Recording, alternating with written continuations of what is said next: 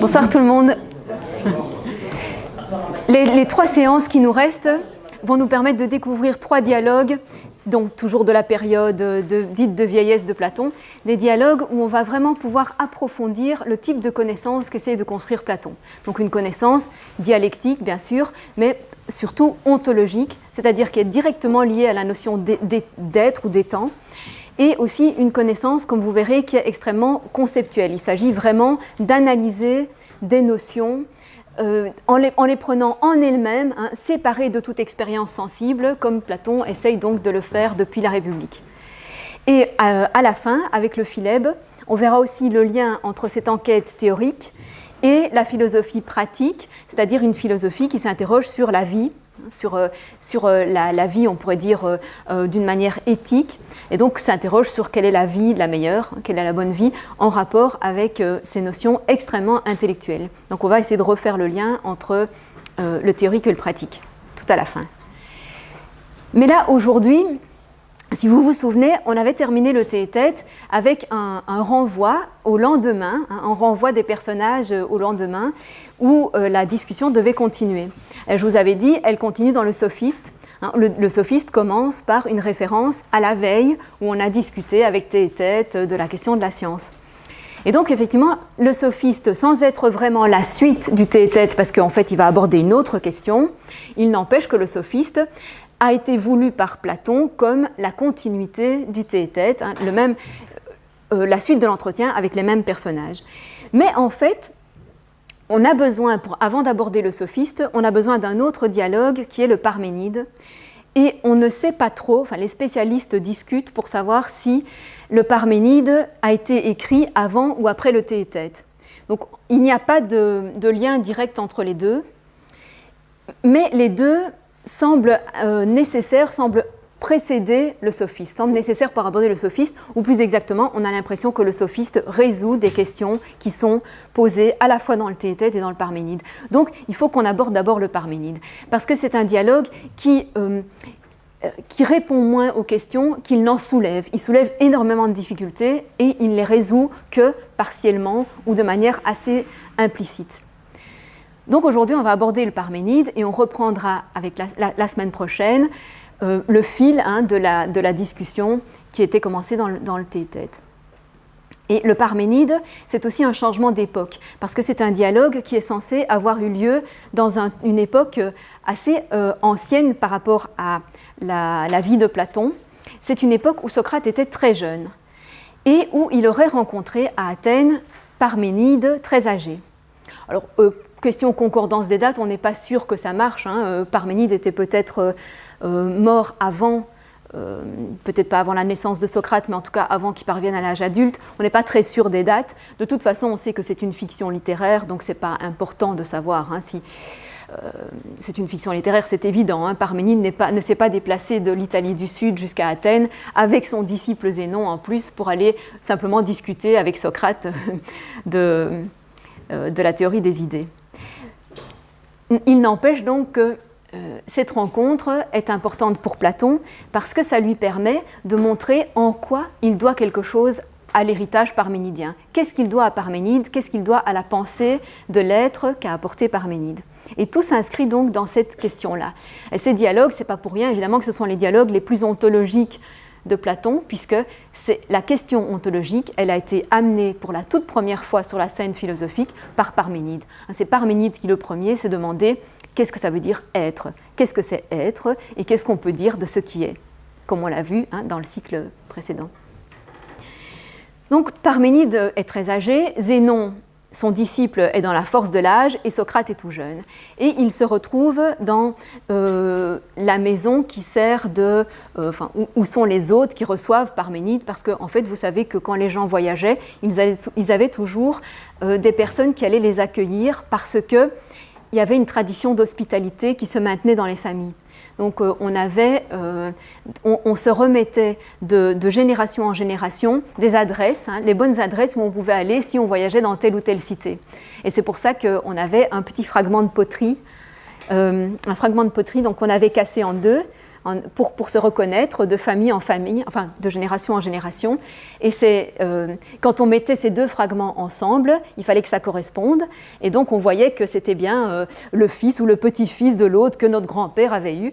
Et en fait, le fait de mettre ces deux fragments ensemble, ça s'appelle sumbalo, d'où un symbole. C'est un symbole, c'est de mettre deux petits fragments de poterie ensemble pour montrer qu'ils ont été séparés, mais en fait, ils correspondent l'un à l'autre, c'est la correspondance. Petit détail. Donc, ce qui s'est passé donc, dans la maison de cet hôte de l'illustre Parménide, très illustre pour les Athéniens de l'époque, c'est que c'est Zénon qui a présenté un discours, et il a présenté en fait ce dont nous avons quelques très petites traces que je vous ai présentées, c'est-à-dire ces fameux arguments qui fonctionnent par l'absurde ou par la contradiction. C'est-à-dire que la méthode de Zénon, c'est de poser une hypothèse. Il dit si, par exemple, les étangs sont multiples. Si les étangs sont multiples, qu'est-ce qu'on peut en tirer comme conclusion ? Et il en tire deux conclusions qui sont contradictoires entre elles. Donc, si vous vous rappelez, c'était ça, c'est qui était vraiment le propre de Zénon. Il en tire deux conséquences contradictoires entre elles, et donc il dit donc la thèse n'est pas tenable. Ça veut dire que la thèse n'est pas vraie, et il le faisait pour s'opposer aux contradicteurs de Parménide. Donc, puisque Parménide posait que ce qui est un, Zénon posait la thèse, si ce qui est multiple, alors on arrive à des conséquences contradictoires, donc ce qui est ne peut pas être multiple, et de cette manière, il montrait par la négative que la thèse de Parménide était vraie. Donc Zénon a présenté tout ça chez ses hôtes, et l'argument qui va donner lieu au début de la discussion, c'était si les étangs sont multiples, alors ils sont à la fois semblables et dissemblables. Nous n'avons pas hérité de cet argument complet, c'est-à-dire il ne nous est pas parvenu sous sa forme complète. Par contre, ce qui nous est parvenu sous sa forme complète, c'est un raisonnement très proche de celui-là qui dit si les étangs sont multiples, ils sont à la fois finis et infinis, ou limités et illimités. C'est ça que je vous avais présenté à propos de Zénon. Mais ici, la discussion part sur ils sont à la fois semblables et dissemblables. Et donc, quand Zénon a terminé son exposé, Socrate, donc je vous rappelle tout jeune, intervient et lui dit « Mais Zénon, ce que tu as dit là, en fait, ça n'a rien d'extraordinaire, parce que nous savons tous très bien que si on prend n'importe quel objet, on peut montrer qu'il est semblable à certains et dissemblable par rapport à d'autres, et qu'on prenne n'importe quoi, on pourra le montrer très facilement, tout le monde est d'accord avec ça. » C'est le sens du premier texte que je vous ai donné. Et on va voir justement ce qu'il faudrait faire pour que ce soit intéressant comme discussion. Si donc quelqu'un entreprend d'affirmer que les mêmes choses sont multiples et une, donc on dit semblable et dissemblable ou bien multiple et une, c'est la même chose. Le multiple et l'un aussi, on peut le dire de toute chose. C'est quelque chose d'important que ce soit déjà une affirmation quasiment banale et reconnue par tout le monde à l'époque de Platon, de dire que tout ce qu'on dit un est aussi multiple. Ça n'a rien d'extraordinaire de dire que toute chose qui a une unité, comme cette table, comme un corps, comme cette salle, comme un espace, comme un temps, comme n'importe quoi, que vous preniez n'importe quoi qui existe, vous pouvez, évidemment, vous le saisissez comme une unité, mais en même temps, vous savez bien que c'est divisible en de multiples parties, ou bien en de multiples aspects, en de multiples attributs. Donc, de toute façon, toute unité est aussi bien multiple. C'est quelque chose qui a été établi très très tôt dans la philosophie. Donc, si quelqu'un entreprend d'affirmer que les mêmes choses sont multiples et une, nous dirons qu'il montre effectivement que des cailloux, des bouts de bois et des choses de ce genre sont multiples et un. Mais pas que l'un est multiple, ni le multiple un. C'est-à-dire les notions elles-mêmes, ça va être différent. Si on prend la notion même de 1, est-ce qu'elle est multiple? Et la notion même de multiple, est-ce qu'elle est une? Ça, c'est plus compliqué. Donc, et que donc, il ne dit rien d'étonnant, mais seulement ce que tout le monde peut reconnaître. En revanche, s'il séparait les formes, eidé, il les considérait en elles-mêmes, vocabulaire typique de Platon, katauta, donc en elles-mêmes comme séparées, et non pas dans leurs applications sensibles, dans les multiples objets matériels. Par exemple, le semblable et le dissemblable, le multiple et l'un, le repos et le mouvement, et tout ce genre de choses, et montrait comment, entre elles, elles sont capables de se mélanger et de se distinguer, alors je serais émerveillé, Zénon. Donc, c'est très impertinent. Au fond, Zénon, tu ne m'émerveilles pas du tout, parce que tu ne fais pas ça sur les formes elles-mêmes, tu le fais sur les choses qui ont ces multiples aspects comme attributs. Donc, il faut le faire sur les formes elles-mêmes. Et tous les auditeurs s'attendent à ce que Zénon, Parménide, soit irrité, non, de ce tout jeune homme qui se permet ça, mais pas du tout. Ils sont très contents, en fait, qu'on leur fasse cette remarque qui permet d'aller plus loin. Et Parménide se met alors lui-même à interroger Socrate. Et lui demande d'abord, c'est l'extrait suivant, « Mais dis-moi, est-ce que toi, tu fais cette division dont tu parles, mettant à part les formes elles-mêmes et à part les choses qui participent d'elles ?» Donc c'est la séparation platonicienne, évidemment, hein, c'est la séparation platonicienne, qui dit que ces notions telles que un multiple, telles que mouvement et repos, être et non-être aussi, il va les ajouter, ces notions, non seulement bien sûr sont dans les choses matérielles, sensibles, mais aussi existent par elles-mêmes, indépendamment de toutes ces choses matérielles, et que donc même si toutes ces choses matérielles étaient détruites, eh bien les notions elles-mêmes seraient préservées, resteraient, elles sont immortelles, inaliénables. Donc ça c'est la thèse platonicienne évidemment. Thèse, hein, comme je vous l'ai dit, qui n'est partagée pour ainsi dire par personne à son époque aussi bien qu'aux époques, disons en général dans l'Antiquité. Mais Socrate, nous savons aussi que le Socrate historique en tout cas ne partageait pas cette thèse, c'est-à-dire qu'il n'avait pas encore formulé la séparation des notions. Il cherchait des notions universelles, mais il ne les séparait pas des choses matérielles, des corps. S'il cherchait effectivement une justice absolue, un beau absolu, hein, donc c'est-à-dire qui ne soit pas relatif à chaque individu ou à chaque situation, ce n'est pas pour autant que c'était universel, il le mettait en dehors des choses, il le mettait quand même dans les choses. Ça, on en est à peu près sûr d'après l'ensemble des témoignages qu'on a sur Socrate. Donc, la question que pose Parménide ici ne s'adresse pas au Socrate historique, ou du moins ne sera pas respectueuse, fidèle au Socrate historique, c'est le personnage de Platon qui répond.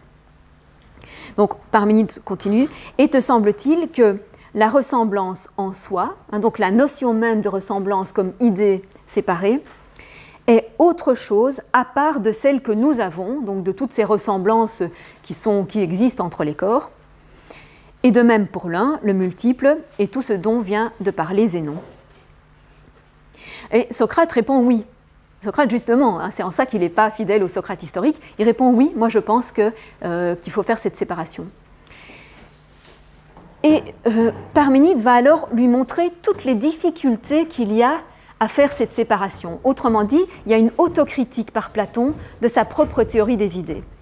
Une autocritique dont on a beaucoup parlé pour savoir si, est-ce que c'était un renversement dans sa carrière, hein, est-ce qu'il abandonnerait la théorie des idées, ou est-ce que c'est en raison d'opposition interne dans l'académie, ce qui est très probable. Hein. Il y avait des discussions entre diverses personnes qui suivaient l'enseignement de Platon, mais qui avaient leur propre pensée déjà développée. On pense évidemment à Aristote.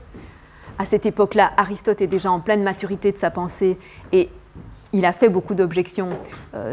On retrouve toutes les objections qu'on va voir ici, on les retrouve chez Aristote, plus bien d'autres. Mais il y avait probablement aussi d'autres auditeurs de Platon qui lui avaient fait ce genre d'objection. Donc on a ici un reflet d'un entourage de Platon dans l'académie qui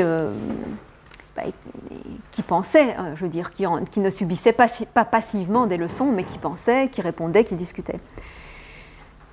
Mais vous allez voir, je vais essayer de vous montrer que, en fait, Platon, en faisant remarquer toutes ces difficultés, nous signale implicitement les manières dont il ne faut pas concevoir la théorie des formes. C'est-à-dire, il montre au fond ce qu'il ne faut pas employer comme terme, la manière dont il ne faut pas concevoir cette relation. C'est une relation très spéciale qui est tout à fait particulière aux idées et aux choses qui participent des idées. On ne peut pas prendre n'importe quelle autre relation comme comparaison ou métaphore pour exprimer la relation entre les idées et les choses. C'est contre ça qu'il met en garde. Donc toutes ces métaphores que vous entendez souvent, ce sont les copies de modèles, etc. En fait, justement, il va montrer que ce sont des mauvaises manières de le concevoir. Mais ce n'est pas pour abandonner la théorie, c'est pour l'exprimer plus précisément, justement. C'est pour l'exprimer plus adéquatement qu'il le fait. Donc la première difficulté, c'est... donc, si on admet qu'il y a une multiplicité de choses qui partagent la même notion, la même attribution, par exemple, toutes les choses belles qui partagent le beau, la première question de Parménide, c'est « Socrate, est-ce que tu penses alors que la forme beau, elle est tout entière dans chacune des choses belles, ou bien elle se divise en autant de choses belles qui existent ?»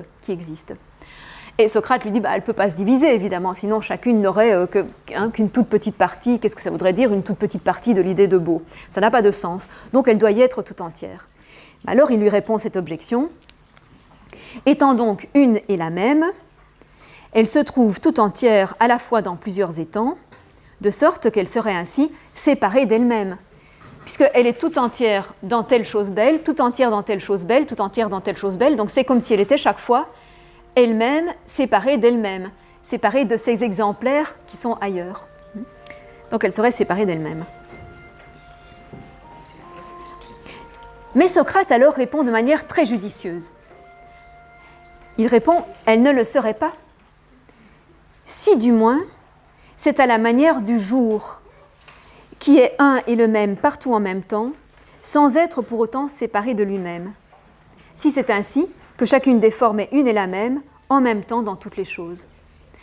Donc, quelle était la mauvaise comparaison sur laquelle on était parti d'abord? La mauvaise comparaison, c'était de considérer l'idée de la même manière qu'un corps matériel qui peut se diviser en parties donc qui seraient localement dispersées. C'est évidemment une très mauvaise comparaison. L'idée n'est pas quelque chose de matériel et elle ne se divise pas donc de cette manière-là selon le lieu, dans des lieux différents. Ce n'est pas comme ça qu'il faut concevoir l'idée, sinon évidemment on est tout de suite dans des impasses. Et la proposition de Socrate est un premier pas vers la dématérialisation de l'idée, puisqu'il dit c'est comme le jour, au sens de quel jour sommes-nous? Nous sommes mercredi. Ce mercredi se trouve en tous les lieux identiquement. Il se trouve pour chacun de nous, c'est mercredi pour chacun de nous. Et alors ça, à l'époque, ils ne pouvaient pas savoir qu'aux antipodes, on est le jour suivant, mais enfin tout de même, on peut couvrir un très large territoire en étant toujours le même jour. Et donc, on dématérialise de cette manière-là l'idée en disant le jour, il est tout entier pour chacun de nous. Ce n'est pas que nous ayons chacun une petite partie du mercredi. Nous sommes mercredi tous, quoi. Donc, évidemment, c'est une proposition très intéressante. C'est toujours une comparaison ou une métaphore, mais enfin, ça nous aide à dématérialiser.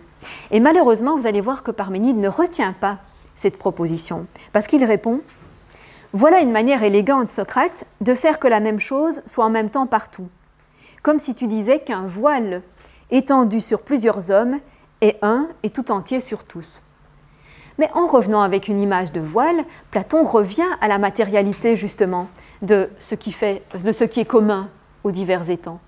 Parce qu'un voile qui recouvre différentes personnes, évidemment, chaque personne n'en est recouverte que par une partie.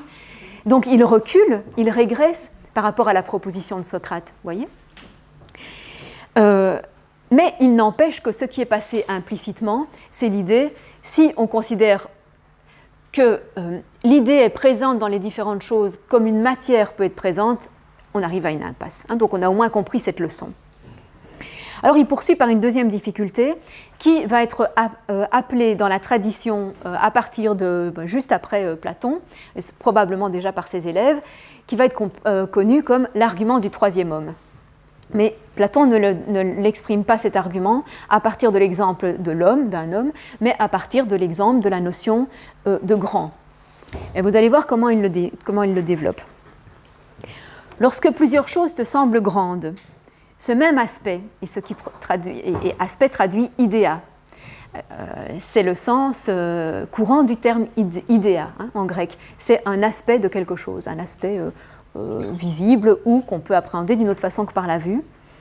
Et de là, donc, ça devient l'idée au sens d'un aspect commun à plusieurs choses. Donc ce même aspect que tu vois dans toutes te semble unique. Et c'est de là que tu penses le grand comme un. Cette phrase, elle est remarquable parce qu'elle exprime le processus d'induction. Comment est-ce qu'on en arrive à la notion commune et ne penser même pas à une idée au sens platonicien du terme, mais simplement à une notion commune? Comment est-ce qu'on en arrive à une notion commune telle que grand ou beau ou même homme, la notion d'homme en général? Comment on arrive à ces notions générales? Eh bien, on prend une multiplicité de cas et on remarque ce qui est commun en eux, en faisant abstraction de leurs différences individuelles. Et on arrive à cette notion commune. C'est un processus tout à fait spontané. Les enfants font ça dès le plus jeune âge. Il faut effectivement pouvoir reconnaître que toutes les tables sont des tables, donc on arrive à une notion commune. C'est très spontané. Et ça s'appelle le processus d'induction. Mais pour Platon, évidemment, il faut qu'il y ait plus que l'induction. Il faut qu'il y ait plus que l'induction pour arriver à l'idée en tant que telle, parce que ceci ne nous indique pas quel est le statut de cette notion commune. On ne sait toujours pas si c'est quelque chose que nous créons grâce à notre pensée. Est-ce que nous créons ces notions communes à partir d'exemples, mais alors qu'elles n'existent pas dans les choses réellement? Ou bien est-ce qu'elles sont vraiment quelque chose dans les choses, enfin dans les étangs que nous observons? Et si oui, sous quelle forme? Sous quelle forme est-ce qu'elles existent dans les choses que nous observons? Donc on n'a encore rien dit, si vous voulez. Quand on a dit ça, on n'a encore rien dit. On n'a pas encore découvert le statut de ces choses. C'est ça toute la difficulté, évidemment. Bon, tu dis vrai, répond Socrate, et Parménide poursuit, mais le grand lui-même, c'est l'idée de grand, ou c'est la notion commune, c'est ce qui est ce qu'on abstrait de toutes les particularités. Le grand lui-même, le grand en tant que tel ou en soi.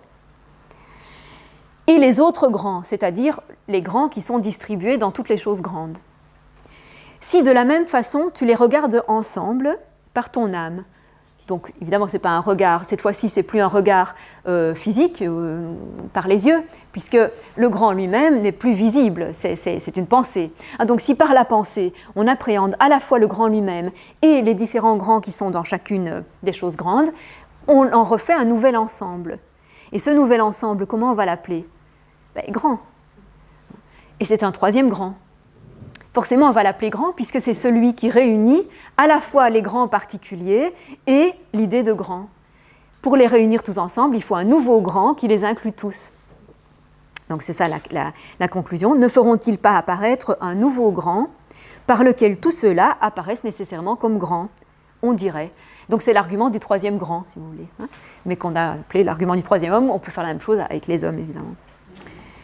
C'est donc une autre forme de grand qui apparaîtra à côté du grand en soi et de ceux qui en participent.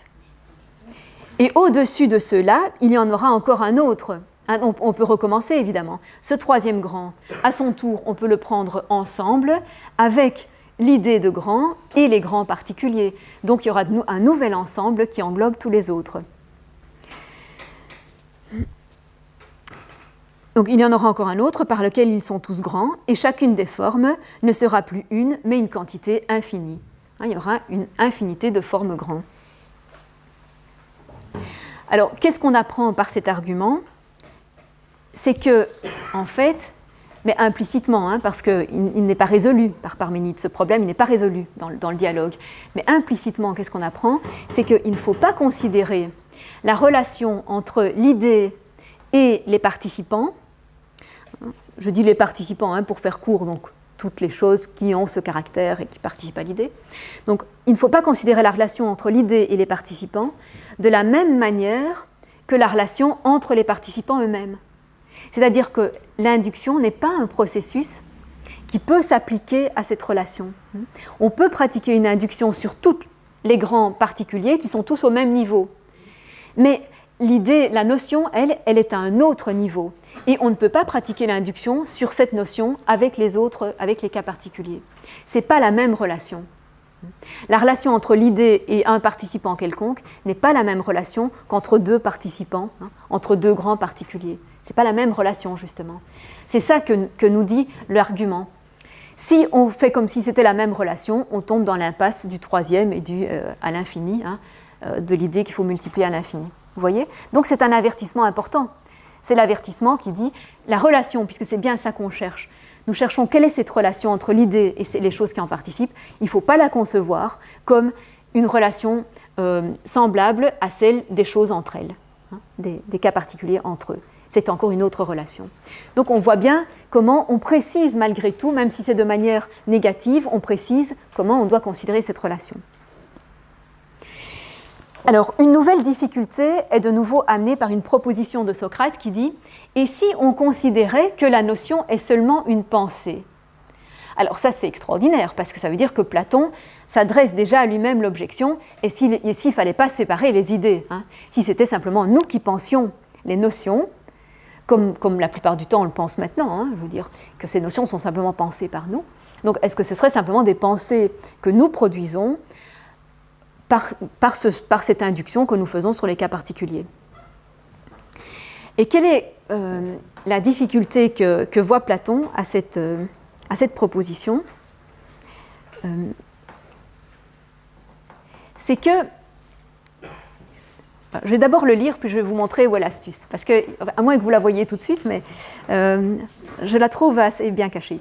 Si les autres choses participent aux formes, hein, donc, puisque les autres choses participent aux formes, c'est ce qu'on établit évidemment dans toute la théorie, ne te semble-t-il pas que nécessairement, ou bien chacune des choses sensibles, est faite de pensées, puisqu'on a dit que l'idée est une pensée, et tout pense, ou bien elles sont des pensées, mais ne pensent pas.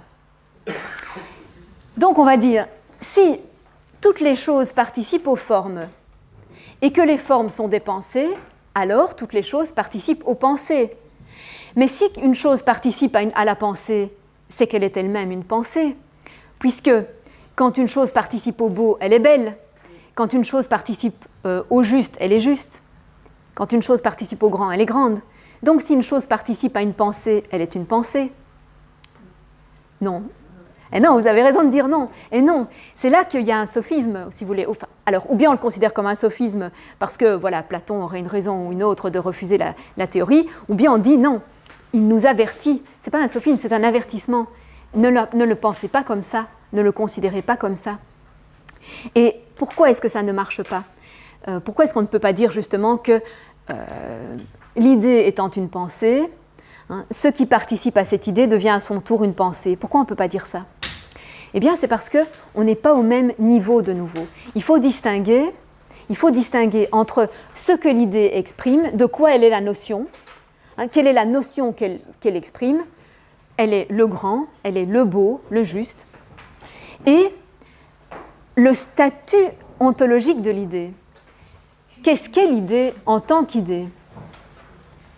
Je veux dire, quand on dit qu'une chose belle participe à l'idée de beau, en participant à cette idée, elle ne devient pas une idée. La chose belle participe à l'idée, mais ne devient pas une idée pour autant. Elle n'a pas le statut ontologique de l'idée. Dire que c'est une idée, c'est lui donner un statut ontologique, c'est dire quel type d'être c'est. Mais la chose qui participe à l'idée ne prend pas son mode d'être. Elle prend juste cette détermination, cet aspect, cet attribut, si vous voulez, c'est tout ça. C'est juste ça qu'elle prend de l'idée.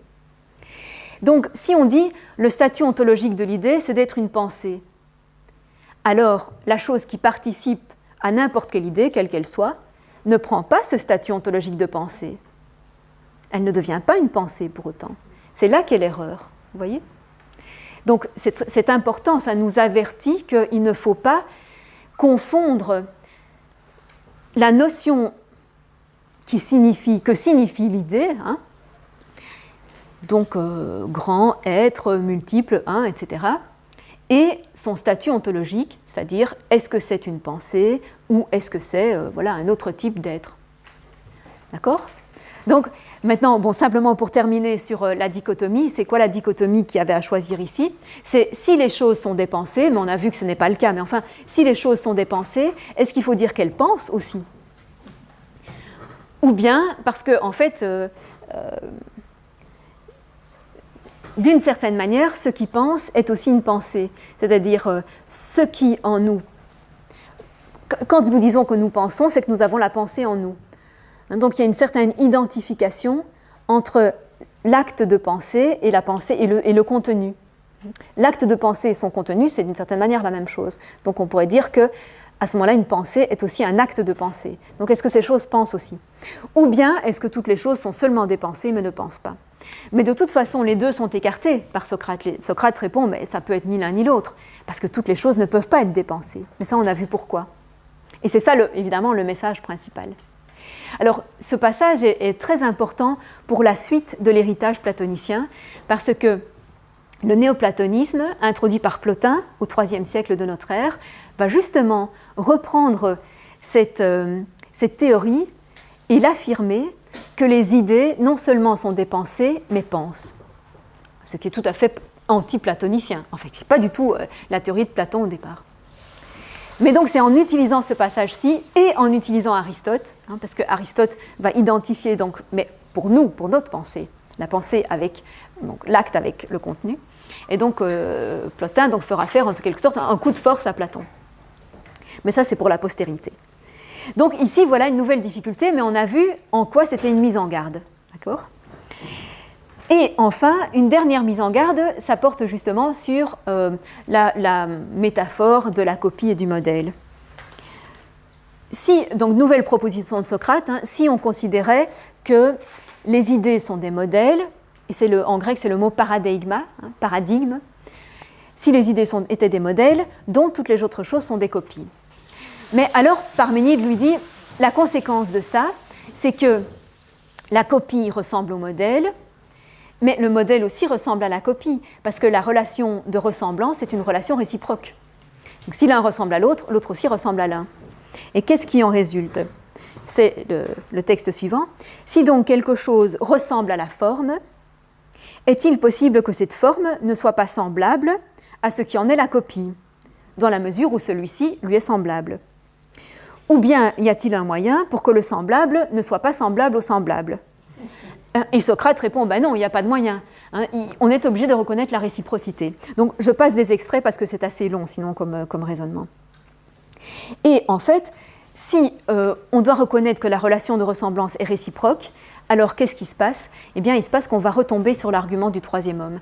Parce qu'on va devoir dire, mais alors, si le modèle est semblable à ses copies, et ses copies semblables au modèle, ce semblable qui les unit, c'est un ensemble qui inclut à la fois l'idée et les copies. Donc on a de nouveau une idée à l'extérieur de l'idée dont on parlait et de ses copies. Et on retombe sur ce problème de multiplier les idées. Et donc c'est pour ça qu'on est dans une difficulté. Ce n'est donc pas par la ressemblance que les autres choses participent aux formes, mais il faut chercher un autre moyen de participation. Donc, Platon est très clair, et donc chaque fois qu'on entendra dire que l'idée est le modèle et les choses participantes sont des copies, on saura que c'est un abus de langage, qu'il ne faut pas le considérer comme ça. La participation, c'est autre chose que ça. Donc on a éliminé toute une série de relations qui existent bien entre les choses sensibles, mais qui n'existent pas entre l'idée et ses participants. Cette relation-là est autre, est radicalement autre que tout ce qu'on connaît, en somme. Une dernière difficulté, c'est celle de considérer, c'est celle qui naît de la notion de relativité. C'est celle qui naît de la notion de relativité que Parménide introduit par l'exemple du maître et de l'esclave. En fait, le maître et l'esclave sont des relatifs parce qu'il n'y a pas de maître sans esclave et il n'y a pas d'esclave sans maître. Un esclave est toujours esclave d'un maître, un maître est toujours maître d'un esclave. C'est ce qu'on appelle des relatifs. Ils ne peuvent pas exister l'un sans l'autre et si on veut définir l'un, on est obligé de dire qu'il est de l'autre. Qu'est-ce que c'est qu'un maître ? C'est le maître d'un esclave. Qu'est-ce que c'est qu'un esclave ? C'est celui qui est soumis à un maître. On est obligé de définir l'un par l'autre.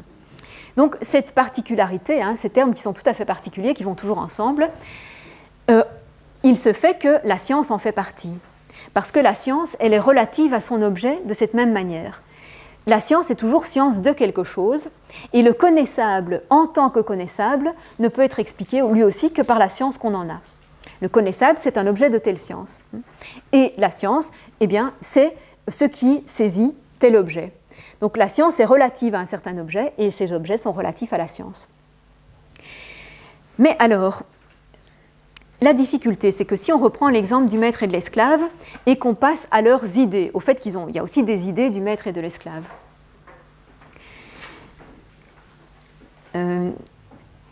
Si le maître sensible, donc n'importe quel exemplaire de maître que nous pouvons observer, est relatif à l'esclave lui aussi sensible ou matériel. On peut dire la même chose des idées de maître et d'esclave. L'idée de maître est relative à l'idée d'esclave.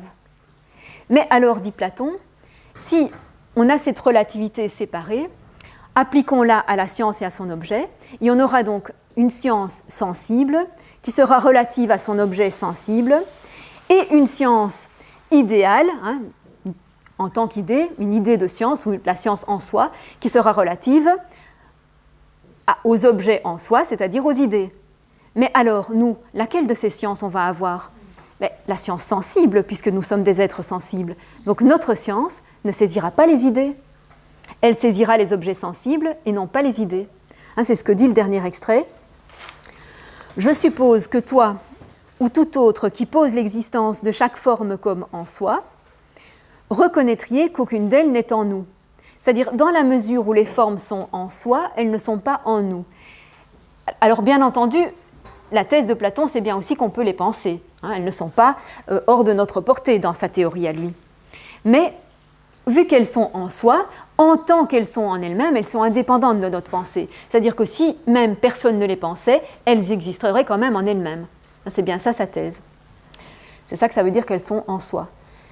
Donc, en tant qu'elles sont complètement indépendantes du fait qu'on les pense ou pas, elles ne sont pas relatives à notre pensée. D'accord ? Si elles avaient besoin de notre pensée pour exister, elles seraient relatives à notre pensée. Mais puisqu'elles n'ont pas besoin de nous pour exister, elles ne sont pas relatives à notre pensée. Okay ? Donc, par conséquent, la science en soi est science de la vérité en soi. Et dès lors, nous ne pouvons connaître aucune des formes puisque nous ne possédons pas cette science. Vous voyez, donc par l'argument des relatifs, on arrive à une séparation entre la vérité en soi, qui est la vérité idéale ou de l'idée, qui est objet de la science en soi, et les objets sensibles, ici, de la connaissance que nous avons comme être sensible. Alors ça aussi, ça va être résolu par Platon. On peut dire que cette objection, implicitement, il en connaît déjà la réponse. Il en connaît la réponse, parce que justement, il a essayé de montrer que par la pensée, nous avons accès à d'autres types d'objets, justement, que les objets sensibles. Mais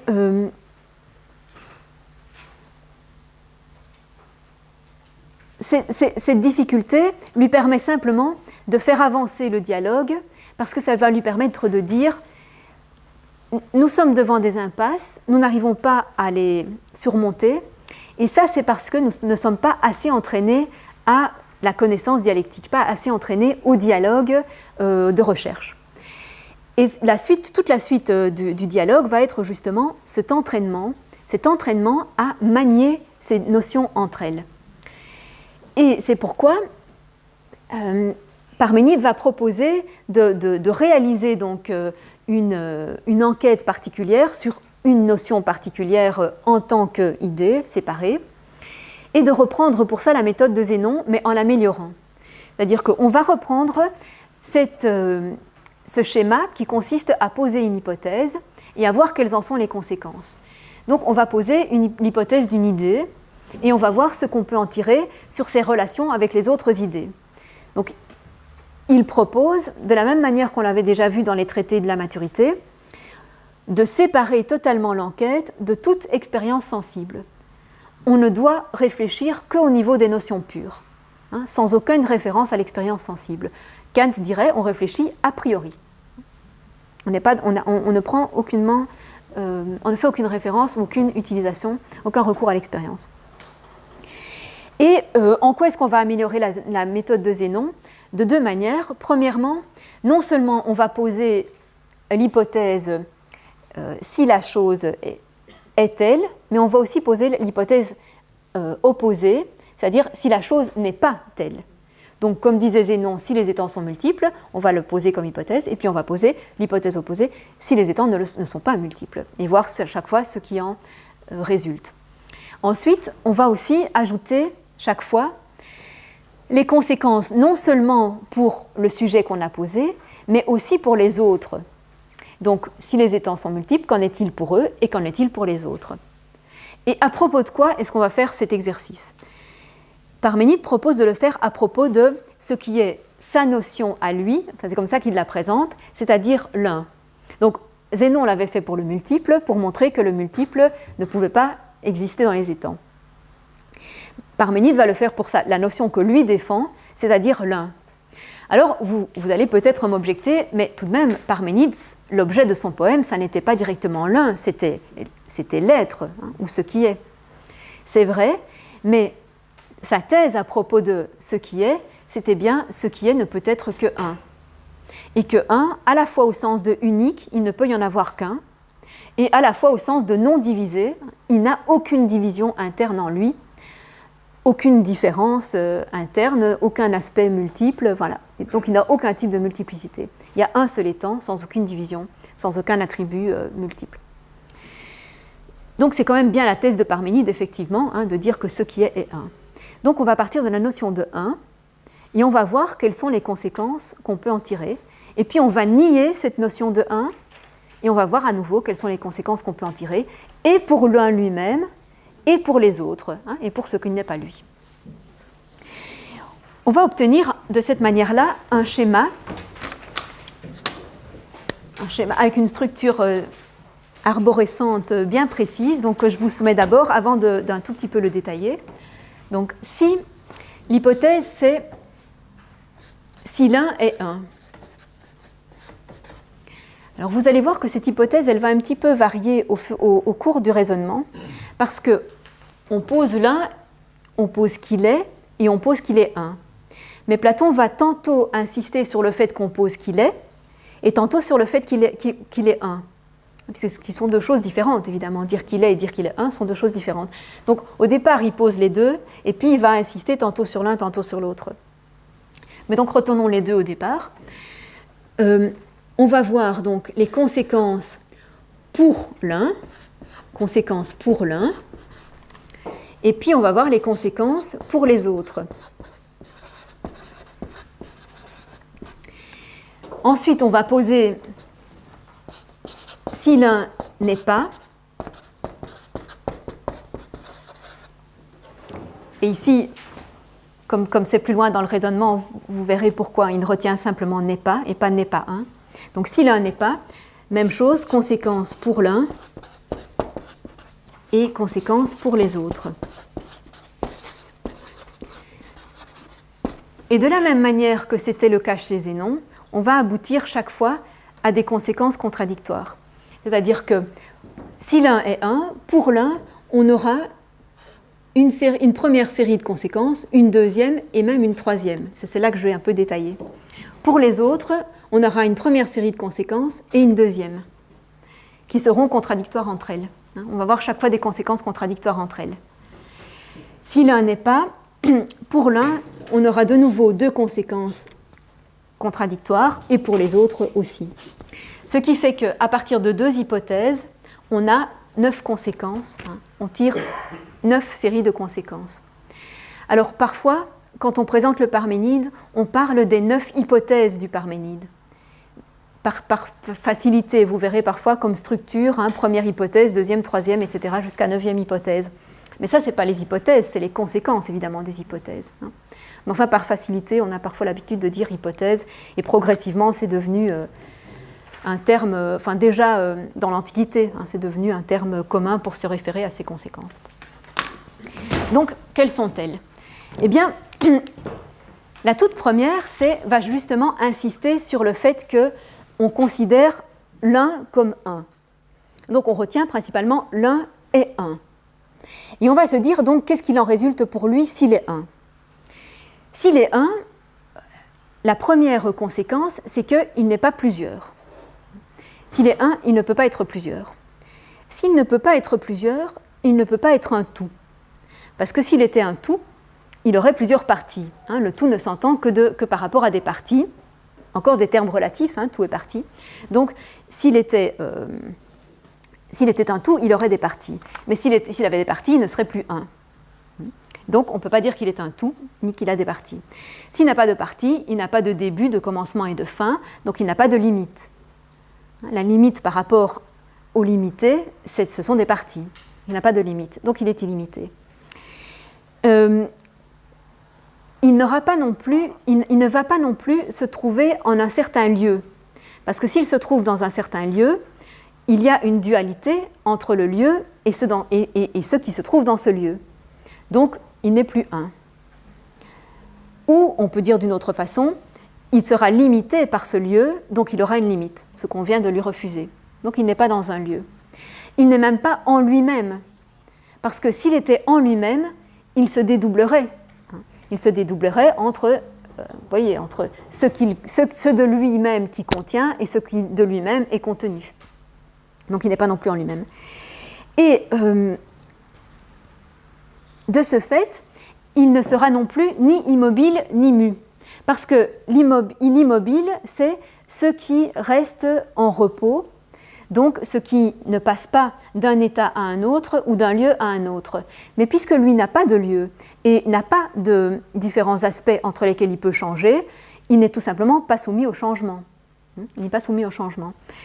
Donc il n'est ni mu, bien sûr, hein, ni en mouvement, ni même immobile, parce que immobile, ça voudrait dire qu'il reste dans ce qu'il est. Or, il n'est dans rien. Il n'est dans rien, donc il ne peut pas rester dans ce qu'il est. Donc il n'est même pas immobile non plus.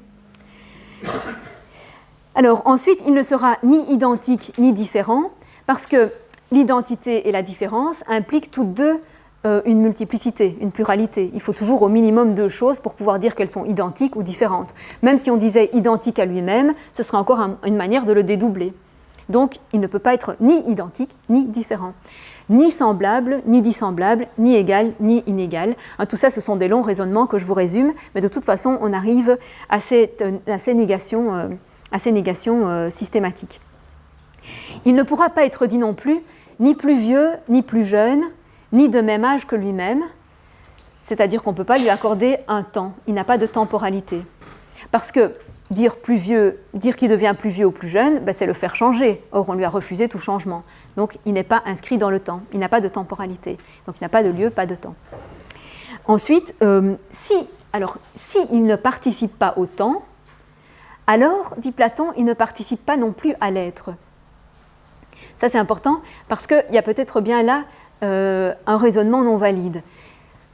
Parce que, dit Platon, si on doit lui attribuer l'être, on doit nécessairement lui attribuer à un certain temps. Et là, vous avez en fait une sorte de contrainte grammaticale. C'est-à-dire que quand on dit qu'une chose est, on l'attribue nécessairement au passé, au présent ou au futur. C'est-à-dire que le verbe être, si on l'attribue, il faut le conjuguer. Donc, il faut lui donner une temporalité. On ne peut pas attribuer un verbe à quelque chose sans donner en même temps la temporalité à la chose.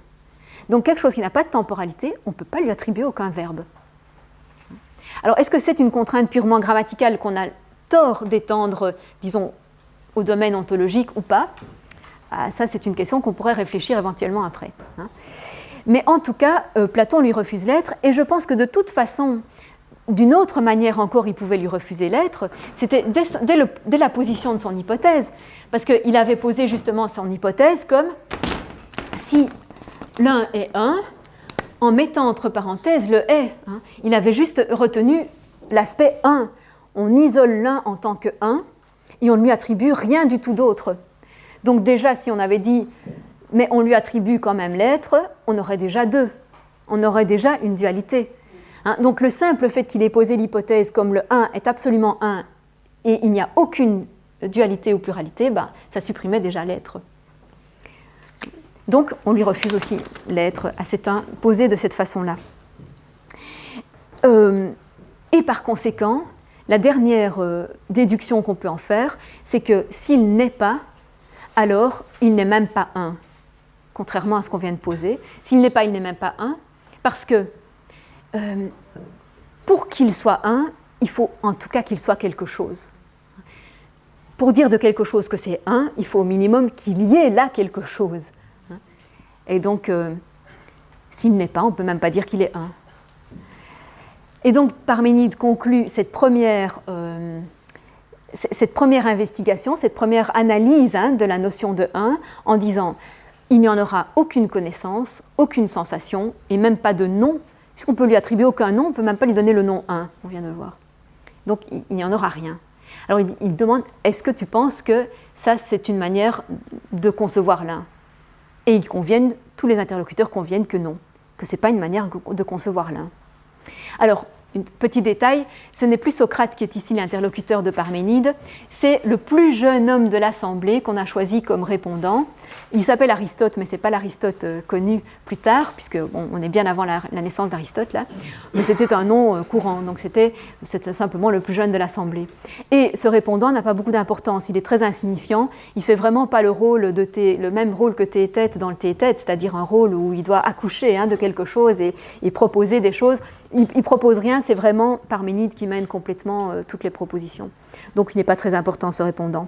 Enfin, c'est tout de même intéressant que le rôle de Socrate dans tout ce dialogue est très effacé.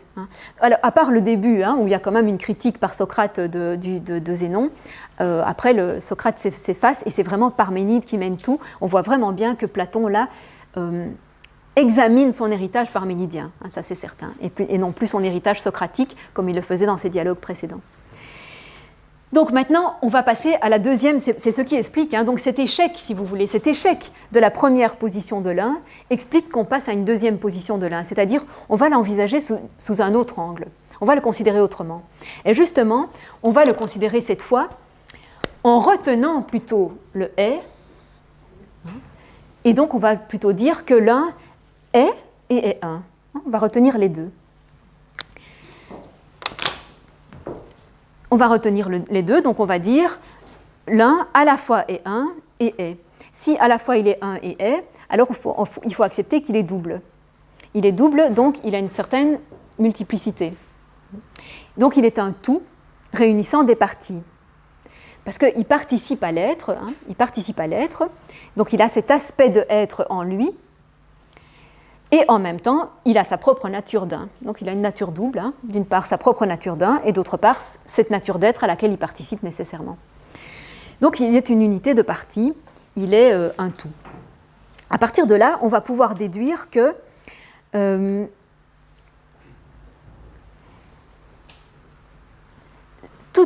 chacune de ces parties, chacune de ces deux parties, à son tour, doit avoir les deux aspects.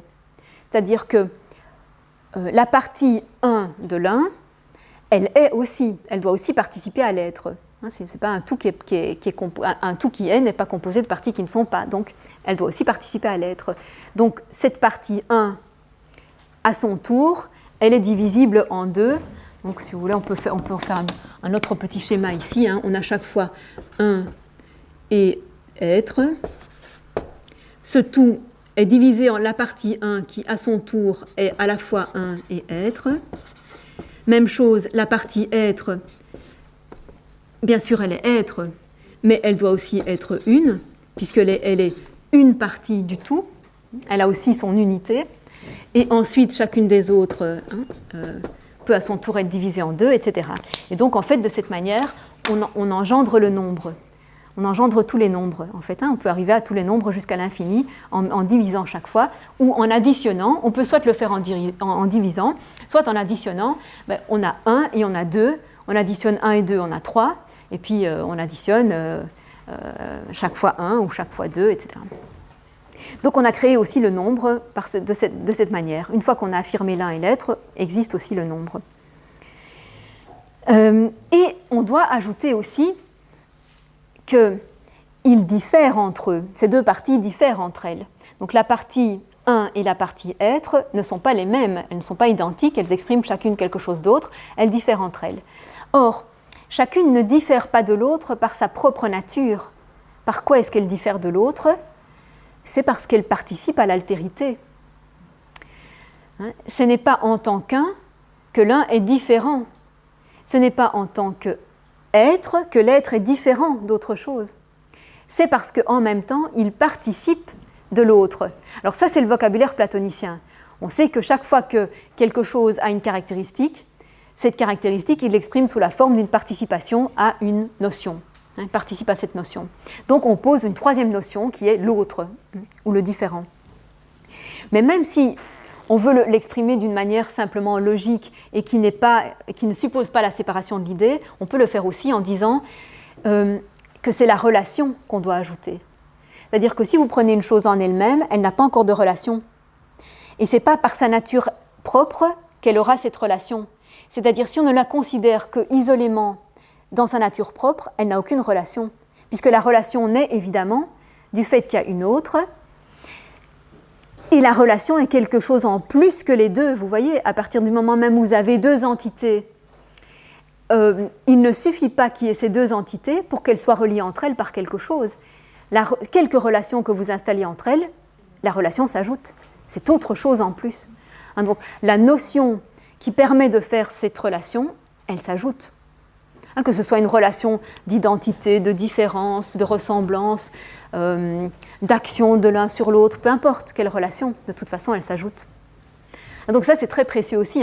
C'est très précieux, pourquoi ? Parce que même si on va voir que ce jeu dialectique, il l'appelle lui-même un jeu, même si on va voir que ce jeu aboutit à des contradictions à la manière de Zénon, ce qui est important, c'est qu'au fur et à mesure de l'analyse, on a engrangé énormément de choses, et notamment ça, que pour qu'il y ait relation entre deux choses, la relation doit s'ajouter. C'est une notion en plus. Donc de cette manière-là, on ajoute des notions. Dès qu'on montre bien que dès qu'on pose une notion, on est obligé d'en ajouter une autre série. Dès qu'on pose la notion 1, on est obligé d'ajouter être, d'ajouter autre, etc. Et on va retrouver toutes ces notions dans le sophiste. C'est pour ça que je disais le Parménide prépare le sophiste. Il montre que dès qu'on pose une notion, impossible de la laisser toute seule. Elle implique d'autres immédiatement. Donc c'est bien ça qu'il essaye de faire.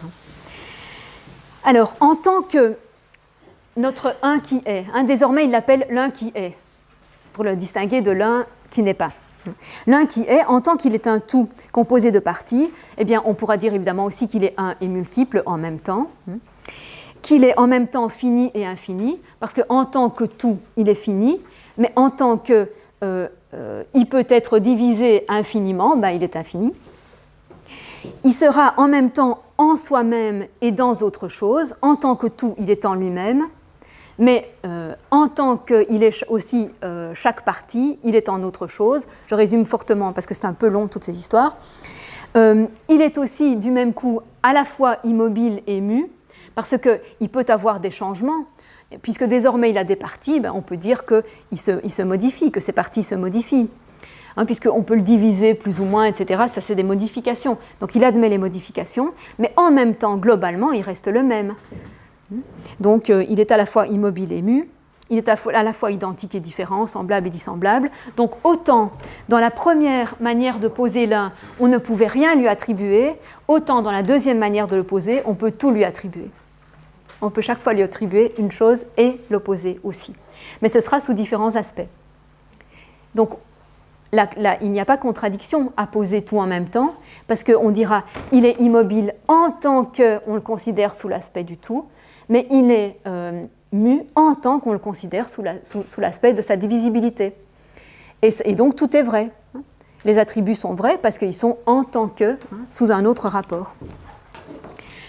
Bon, ça aussi, évidemment, c'est extrêmement important de dire que même à une notion générale comme une idée, on peut attribuer des attributs différents. C'est très important pour Platon de dire que les idées ne sont pas isolées les unes des autres, mais qu'elles peuvent recevoir des attributs les unes des autres.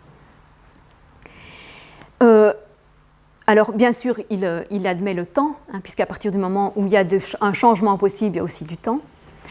Il admet le devenir. Et finalement, donc, on peut conclure qu'on peut le connaître, on peut en avoir une sensation, on peut lui donner un nom et on peut lui donner une définition. Donc, on est arrivé dans du tout à fait connaissable. Et alors, très curieusement, il ajoute une troisième manière de le poser, qui est l'alternance entre les deux premières manières. Il dit, puisque nous avons posé d'abord l'un comme un complètement isolé, ensuite l'un comme participant à l'être, et qu'on a dit qu'il pouvait donc aussi participer au temps. Alors supposons maintenant que tantôt il soit de la première manière et tantôt de la seconde manière. Donc on va concevoir une troisième possibilité pour l'un, qui est qu'il est alternativement un tout seul et un participant à l'être. Et ça nous paraît un peu vain, un peu inutile, cette troisième position de l'un, si ce n'est que c'est l'occasion pour Platon d'avancer une thèse sur le changement qui va être très utile par la suite. C'est cette thèse que, puisque la notion dont on parle tantôt est, tantôt n'est pas, donc tantôt le participe à l'être, tantôt il n'y participe pas, entre les deux, comment se fait le passage de l'un à l'autre? Le passage de ce qui n'est pas encore à ce qui est, c'est ce qu'on appelle une naissance ou une production ou une venue à l'être, bon, c'est génésis en grec. Et son opposé, le passage de quelque chose qui est à quelque chose qui n'est pas, c'est une destruction ou une mort. Bon. Ça, ce sont des processus, c'est-à-dire qu'une chose se détruit progressivement ou apparaît progressivement. Mais, dit Platon, comment est-ce qu'elle commence à entrer dans le changement?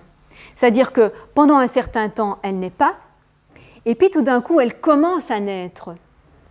Qu'est-ce qui fait le passage entre le moment où elle n'a pas encore commencé à naître et le moment où elle commence à naître? Est-ce que ce passage se fait dans un temps? Elle dit non, ça ne peut pas se passer dans un temps, parce que sinon, pendant ce temps-là, elle serait en même temps en train de naître et pas en train de naître. C'est contradictoire. Elle serait en même temps déjà être et pas encore être. C'est contradictoire. Donc, en aucun temps, il ne se peut qu'elle soit déjà en train de commencer à être et en train d'être encore non-être. Donc, il dit le passage de l'un à l'autre se fait de manière instantanée. Donc, il introduit la notion d'instantané, c'est-à-dire de ce qui n'a pas de durée. Donc c'est ce qui n'est pas un processus avec une certaine durée dans le temps, c'est un instantané. Et donc, attention, ce n'est pas la naissance qui est un instantané, bien sûr. La naissance, c'est bien un processus qui dure. Mais ce qui est un instantané, c'est le moment de commencement, le début du processus de la naissance. C'est le fait d'entrer dans ce processus qui se passe dans un instantané. Donc ça, évidemment, c'est très important aussi, la différence entre le temps et l'instantané, et où se passe le changement, ou comment on passe d'un changement à un autre aussi. Donc pour passer d'un changement à un autre, par exemple, si vous prenez un changement, par exemple, de croissance et de décroissance, une plante qui croît puis qui décroît, qu'est-ce qui fait le passage, le moment où elle cesse de croître et le moment où elle commence à décroître? C'est un instantané. Sauf si on peut dire qu'il y a un moment où elle reste stationnaire, mais alors vous avez quand même un processus duratif qui est justement cette conservation. La conservation est elle-même un processus duratif, mais entre la conservation et le moment où il y a début de décroissance, c'est un instantané de nouveau. Donc voilà ce qui est obtenu par la troisième manière d'opposer l'un, et puis on passe aux conséquences pour les autres. Donc si on pose l'un qui est, qu'est-ce qu'il en résulte pour les autres? Alors, en posant la première conséquence va être une conséquence en retenant l'un comme justement double, comme à la fois tout et partie. Et donc on dit pour les autres, si l'un est à la fois tout et partie, les autres, ils ne sont pas l'un, donc ils sont différents de l'un, ils sont autre chose que l'un. Ils ne sont pas l'un, mais cependant, ils participent à l'un. Donc, ils sont multiples, puisqu'ils ne sont pas un, ils sont multiples, mais cependant, ils participent à l'un parce que, étant multiples, ils sont eux-mêmes un tout de différentes parties. Étant multiples, ils ont forcément différentes parties, toute pluralité, c'est une pluralité de parties qu'on peut considérer comme d'un tout. Donc, les autres forment un tout qui ont des parties. Mais n'importe quel tout est une unité. Un tout est toujours une unité.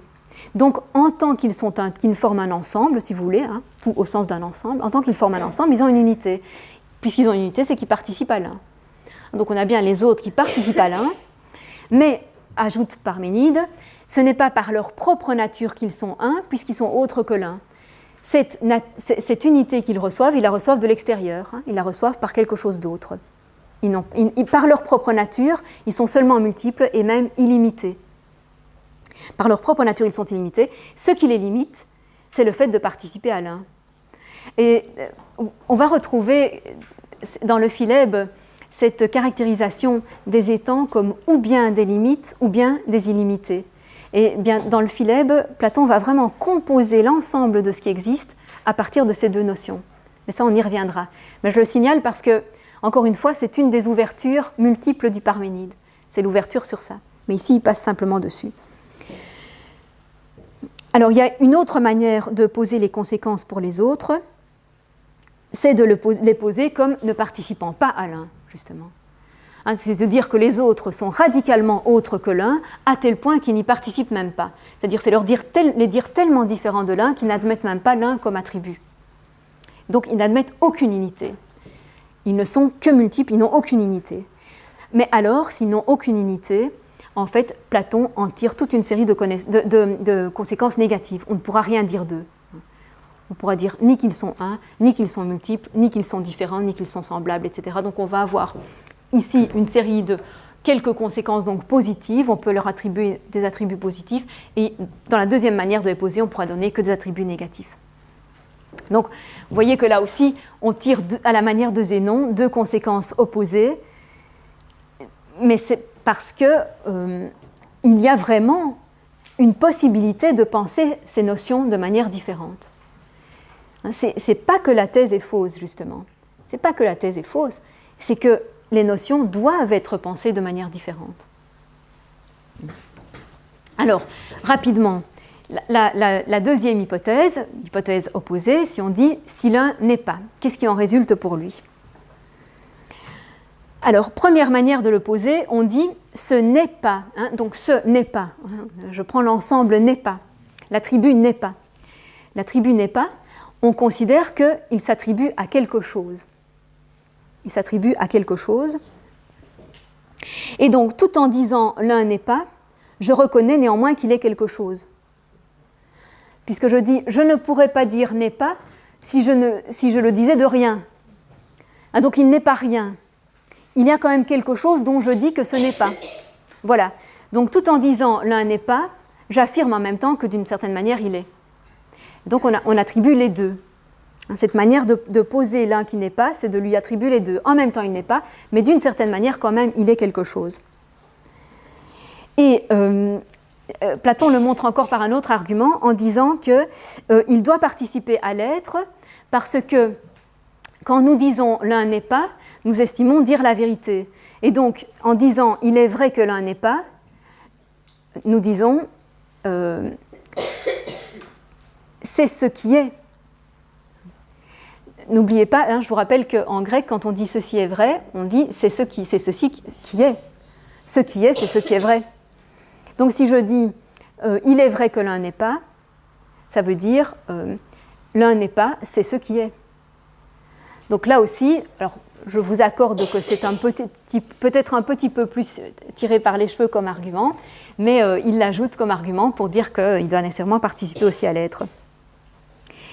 Cependant, son propre être, du coup, n'est pas... Son propre être est le non-être, puisqu'on dit qu'en lui-même, l'un n'est pas. En lui-même, l'un n'est pas. Donc, son propre être, son mode d'être, c'est le ne pas être, puisqu'on le caractérise comme ça. C'est ce qui est différent, du premier, sinon on retomberait sur la première hypothèse, évidemment. Donc, celui-ci, il est par lui-même. Son propre être est d'être effectivement positivement. Tandis que celui-ci, on dit que son être n'est pas d'être, mais son être est de ne pas être, et pourtant, d'une certaine manière, il participe à l'être en étant tout de même quelque chose. Donc. Et alors, la deuxième conséquence opposée, on va considérer au contraire que il n'a aucune participation à l'être non plus. Donc, on dit l'un n'est pas de manière totalement absolue. Il ne participe, il n'est vraiment d'aucune manière, donc on n'accepte pas que d'une certaine manière il est quelque chose, et par conséquent on ne peut rien lui attribuer. C'est du rien, on ne peut rien en dire. Donc on tombe sur les conséquences négatives. Alors même chose pour les autres, les conséquences pour les autres. Alors on pourra dire, bon, si l'un n'est pas, les autres ne sont pas autres par rapport à l'un. Alors qu'ici, bien, les autres étaient autres par rapport à l'un. Mais ici, comme on a nié l'un, les autres ne sont pas autres par rapport à l'un. Néanmoins, ils sont autres entre eux. Ils peuvent quand même être autres. Donc, même s'il n'y a pas de un, il peut y avoir des autres parce qu'ils sont autres entre eux. Okay? Ils sont autres entre eux. Et on pourra dire même qu'ils sont infiniment autres. Ils sont infinis puisqu'il n'y a pas d'unité pour les limiter. Il n'y a pas de limite qui vient les limiter, donc ils sont infinis. Si ce n'est qu'ils sont limités l'un par l'autre. Leur seule limite, c'est que l'un n'est pas l'autre. Entre eux, l'un n'est pas l'autre. Okay? Donc ils sont à la fois limités et illimités.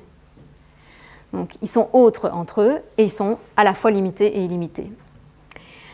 Et la toute dernière conséquence, donc opposée, qui va forcément être négative, ça sera de considérer qu'on ne peut pas poser les autres si l'un n'est pas, parce que ces autres qui doivent être multiples, on ne peut pas estimer qu'ils sont multiples si on considère que le multiple a besoin de l'un pour exister.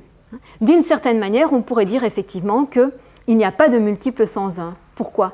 Parce qu'un multiple, c'est une addition d'un. Donc si on a nié que l'un soit, on ne peut pas avoir non plus de multiple. Donc si on le considère comme ça, on est obligé de dire que une conséquence, c'est que les autres ne sont rien du tout. Ne sont pas du tout. Il ne peut pas y avoir de multiple puisqu'il n'y a pas d'un. Et donc on ne peut rien en dire non plus.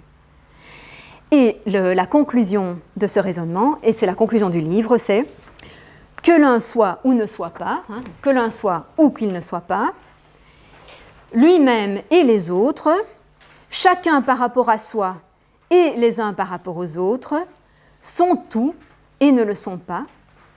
Puisqu'on a chaque fois tiré les hypothèses positives et négatives, ils sont tout et en même temps ils ne sont rien, sont tout et ne le sont pas, paraissent tout et ne le paraissent pas. Et on doit l'accepter.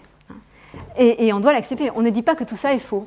On ne dit pas justement que du coup il faut renoncer aux des hypothèses, puisque forcément on a tiré les deux, il faut bien qu'il y en ait une qui soit vraie, donc ou bien il y en a au minimum une qui est vraie, ou bien les deux sont vraies, parce que tout dépend sous quel aspect on considère les notions. Comment est-ce qu'on prend ces notions ?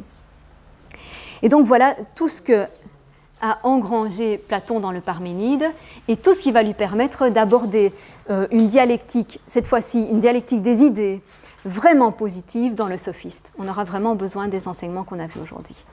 Voilà, merci pour votre attention.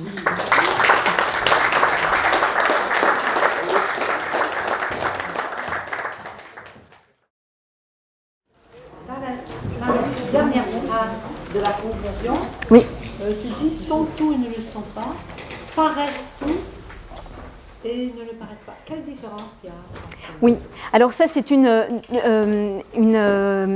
distinction qui n'est pas apparue dans mon résumé, qui est fortement résumé, parce qu'à certains endroits, donc dans certaines des conséquences qui sont déduites, Platon fait cette distinction entre il y a des choses qui ne sont pas, qui ne font que paraître, voilà, qui ne font que paraître.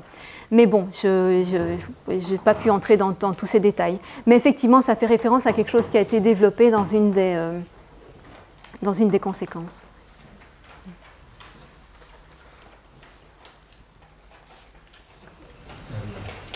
Est-ce qu'une grosse partie de la discussion n'est pas liée à une polysémie du mot un ?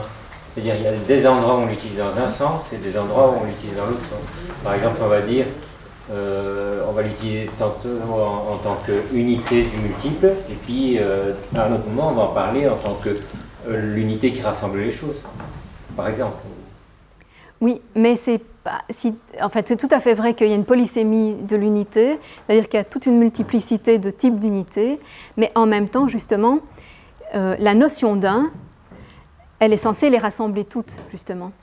C'est ça qui est intéressant dans la notion d'un, c'est que c'est ce qu'il y a de commun entre tous ces types d'unités. Et là où on commettrait une erreur, là où Platon aurait commis une erreur, c'est s'il avait pris chaque fois pour angle d'approche de son enquête, s'il avait pris chaque fois des cas particuliers d'unité. À ce moment-là, il aurait commis une erreur, parce qu'il serait tombé justement dans la particularisation de sa notion générale. Mais ce n'est pas ça qu'il a fait.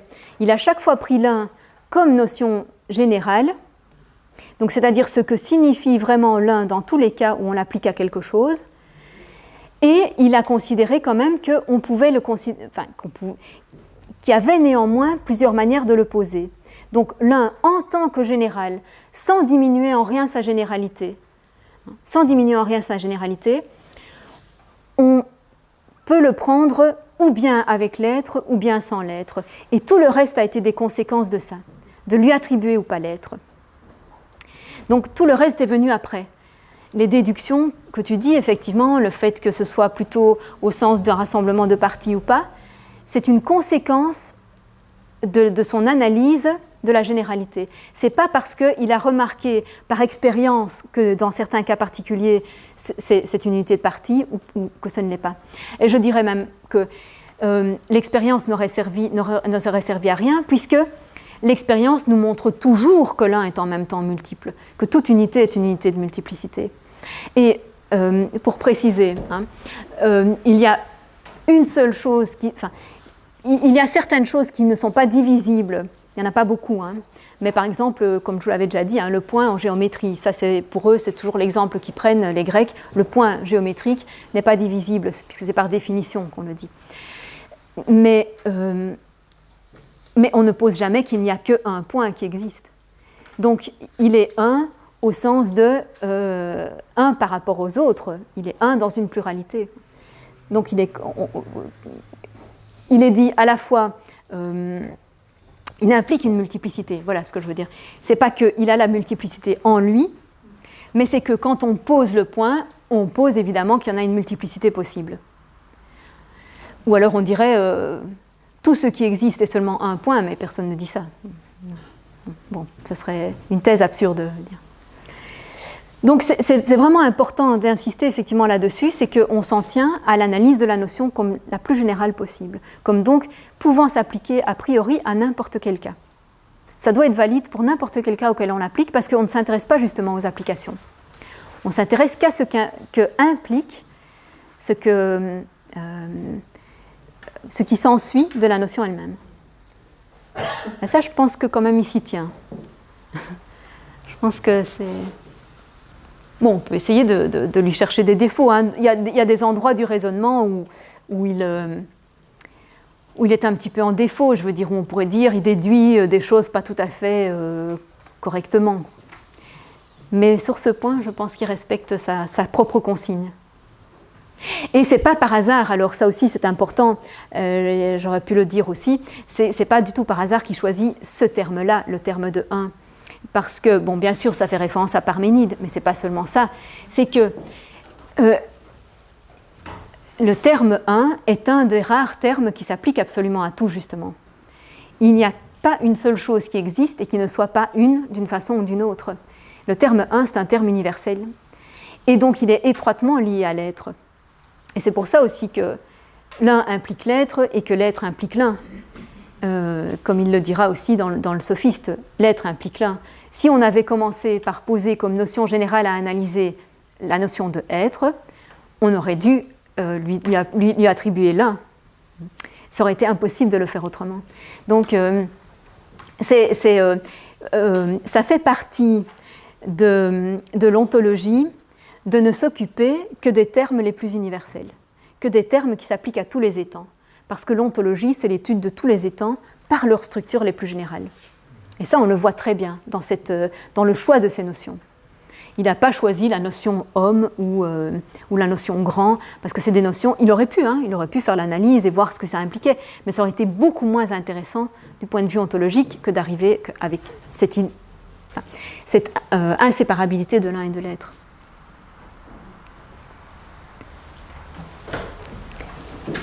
Je n'ai pas bien compris pourquoi les conclusions contradictoires n'invalident pas les hypothèses. Par exemple, l'un est connaissable et que l'autre conclusion, c'est que l'un n'est pas connaissable.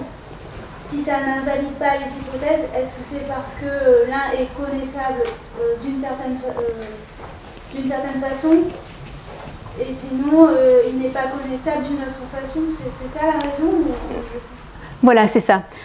En fait, donc la différence, c'est, bon, surtout au niveau des deux premières conséquences de l'un, c'est selon la manière dont on le comprend. C'est-à-dire, c'est pas qu'il faut remettre cette thèse de départ en question, c'est qu'il faut se demander comment est-ce qu'on veut la comprendre. Comment est-ce qu'on veut comprendre la notion d'un? Est-ce qu'on veut la comprendre de manière complètement isolée, y compris isolée de l'être, ou bien non? Et alors, quand je dis d'une manière un peu générale, les hypothèses ne se contredisent pas, c'est peut-être plus clair pour les autres, parce que pour les autres, effectivement, on va les poser ou bien comme participant à l'un ou bien comme n'y participant pas, etc. On voit mieux là que ça n'invalide pas l'hypothèse de départ. Mais par contre, le reste, ça a été un débat justement dans l'Antiquité à nouveau, et enfin, un débat dans l'école platonicienne, pour savoir si on pouvait quand même faire quelque chose de cette première hypothèse. C'est-à-dire que par la suite, Platon, quand il va continuer à parler des relations des idées entre elles, il est clair qu'il va toujours considérer que les idées participent à l'être. Toutes les idées participent à l'être, y compris l'idée de un. Et on va voir avec le sophiste, évidemment, quand même l'idée de non-être. Enfin bon, c'est... Donc toutes les idées participent à l'être, c'est impossible de les penser autrement. Donc qu'est-ce qu'il fait de son premier un, de son un qui ne participe même pas à l'être, et donc qui participe absolument à rien d'autre, qui est complètement isolé? Qu'est-ce qu'il en fait?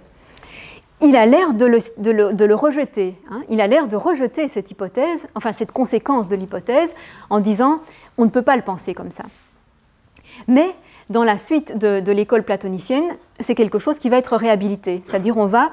Alors c'est explicite à partir de Plotin, mais peut-être que ça existait déjà en tant que proposition avant. C'est qu'on peut considérer, ils vont considérer, certains platoniciens, qu'il existe quelque chose au-delà de l'être. Et donc au-delà des idées, il y a un autre principe, en tout cas il l'appelle principe, qui est l'un, bon, chez Plotin en tout cas, hein, le principe au-delà des idées s'appelle un, et qui ne participe pas à l'être parce qu'il est principe de l'être, il est condition de l'être, et lui-même n'y participe pas. Il est au-delà de l'être. Donc il ajoute un niveau de plus de réalité par rapport à Platon. Mais il y a trace de débat de ce type dans l'Académie avant le néoplatonisme. Et notamment, on va le revoir avec... Enfin, notamment, on va peut-être y faire allusion avec le Philèbe, mais on trouve chez Aristote des allusions à ce qu'on a appelé l'enseignement oral de Platon, ou les doctrines non écrites. Parce que ce n'est pas dans ses dialogues, mais Aristote le rapporte que Platon concevait parfois son ontologie en termes de un et de la dualité indéfinie, donc qui est toute la multiplicité, la diversité, etc. Donc il poserait comme principe de tous les étangs l'un et la dualité indéfinie. Mais ce un, alors qu'il pose là, certains le considéreraient comme l'un absolument absolu, enfin certains platoniciens, mais donc de son époque, ou directement successeur, le considéreraient déjà comme n'étant que un, sans aucune autre participation. Bon, voilà, le Parménide, c'est intéressant parce que à partir de ce qui a l'air d'être un jeu et un exercice, sont nées une multiplicité de théories selon qu'on prenne au sérieux l'une ou l'autre des conséquences. Donc, est-ce qu'on retient les contradictoires pour revenir à ta question? On ne les retient pas nécessairement tous. Effectivement, Platon ne les a probablement pas tous retenus, mais ça ne l'a pas entraîné à devoir refuser son hypothèse de départ. Ça l'a simplement mené à dire ou bien on peut différencier certains aspects, certaines manières de concevoir la notion, ou bien il est possible qu'il en ait exclu au moins une, c'est-à-dire la toute première. Voilà. Mon avis, ça serait plutôt ça. Je veux dire, par rapport à tout le reste de ce qu'on connaît de Platon, par rapport à tout ce qu'il écrit par la suite, en fait, après le Parménide encore, pour moi, il ne fait rien de ce premier un. Il ne retient pas ce un qui est complètement isolé et dont on ne peut rien dire, qui n'est même pas un. Parce qu'il n'est même pas un, il ne faut pas oublier que non seulement il ne participe pas à l'être, mais finalement, on aboutit à dire aussi qu'il ne peut même pas être dit un. Alors Plotin, il va assumer ça. Plotin, il va dire on ne peut pas l'appeler un, on ne peut pas lui donner de nom, on peut pas. Il va assumer tout ça et donc il va aboutir à une. C'est pas une théologie parce qu'il ne s'agit pas d'un Dieu, mais c'est l'équivalent d'une théologie négative, quoi. C'est l'équivalent d'une théologie négative. Mais Platon ne fait pas ça. Non, je ne pense pas. Je crois que cette hypothèse-là, elle est vraiment finalement refusée. Ce n'est pas sous l'influence du christianisme que Plotin a élaboré cette théorie de l'un. Mais en fait, à vrai dire, les théologies vraiment négatives, dans le christianisme, je pense qu'elles sont postérieures. Hein, sans être... je pense qu'elles sont toutes postérieures à ça. Que c'est plutôt l'inverse. C'est-à-dire qu'il y a eu une influence du néoplatonisme sur le christianisme. D'ailleurs, en fait, on a eu un néoplatonisme chrétien. Vraiment qui a fait une synthèse qui était avec une idée d'émanation, hein, d'émanation à partir du premier principe, etc. Donc il y a eu un néoplatonisme chrétien. C'est plutôt dans ce sens-là. J'aurais deux questions. La première, est-ce qu'il y a d'autres penseurs qui ont cherché dans cette même direction avant ou après Platon? Dans laquelle direction? On réfléchit sur cet un qui est un. Et deuxième question, est-ce que cette pensée a contribué, justement, c'est un peu dans le sens qu'il a été dit tout à l'heure, à la naissance des monothéismes? Est-ce que ça n'a pas un peu induit, parce que il y a des choses qui sont très très proches parfois, bon parfois éloignées, mais on sent qu'il y a on lutte contre quelque chose là. Il arrive à un moment dans tout ce développement, il arrive à un moment où il y a un point d'interrogation, il me semble, qu'on n'arrive pas à aller tout au bout. Alors est-ce que ça n'a pas justement permis, dans la pensée de l'époque, dans ces pays-là, dans les pays sémitiques, à induire cette notion d'un, justement, de la religion monothéiste? Alors pour la première question, de fait, on a parfois pensé que Platon, au moment où il écrit ce dialogue, est très influencé par un courant qu'on appelle les mégariques, parce que c'est une école qui se trouve dans la ville de Mégare, et qui étaient qu'on appelle aussi par la suite des dialecticiens. Mais dialecticiens, non pas en un sens platonicien, mais au sens où ils pratiquaient systématiquement l'analyse des notions. On dirait aujourd'hui des logiciens. C'était vraiment des logiciens. C'est-à-dire, ils faisaient exactement ce genre de choses-là. Mais on n'a pas leurs textes originaux. Donc on sait seulement par des témoignages qu'ils faisaient ça, mais on ne sait pas s'ils le faisaient de cette manière-là ou d'une manière qui leur était propre. Mais en tout cas, il y a toute une école qui est connue pour faire ça. Et Aristote, quand il parle d'eux, il dit qu'il se trompe parce qu'il parle des notions, mais d'ailleurs, comme le Parménide, comme d'une certaine manière, c'est aussi un reproche à Platon. Il parle de ces notions en les détachant complètement des étangs réels. Et ça, pour Aristote, c'est faire une logique inutile. C'est pas faire une logique ontologique parce qu'on ne parle pas des étangs. Si on veut faire une explication logique des étangs, ce qu'il cherche aussi à faire, il faut systématiquement mettre ces notions justement en rapport avec les étangs réels. Sinon, ça ne sert à rien, ce n'est pas une vraie connaissance. La logique, c'est une préparation à la connaissance et pas une connaissance elle-même. Donc, il faut, si on veut développer une science, ce sera nécessairement une science des étangs de l'univers, une science de l'univers. Donc, il le reproche de s'en tenir à ce qui pour lui n'est qu'une propédeutique, effectivement, pour y voir clair dans les déductions, dans les notions, et donc pour ne pas faire d'erreur dans l'enquête scientifique. Donc effectivement, il existait une autre école, au moins une autre école, qui pratiquait systématiquement ce genre d'analyse en s'en tenant au niveau purement conceptuel, si on veut, ou notionnel. Et alors, quant à la deuxième question, qui est effectivement beaucoup plus compliquée, bon, on n'est pas dans la même région du tout, ni dans la même culture du tout, entre la culture sémitique et la culture grecque. Il y a très peu d'allusions, je crois même aucune de l'une à l'autre, à cette époque-là, du moins, jusqu'à ce qu'il y ait des formes de syncrétisme, mais ça c'est à l'époque romaine seulement qu'il y a des formes de syncrétisme de la pensée grecque et sémitique, c'est à l'époque romaine. Ici, c'est des traditions qui s'ignorent complètement, et donc le monothéisme sémitique n'est pas du tout apparu à cause de réflexions de ce type-là, ça c'est sûr que non.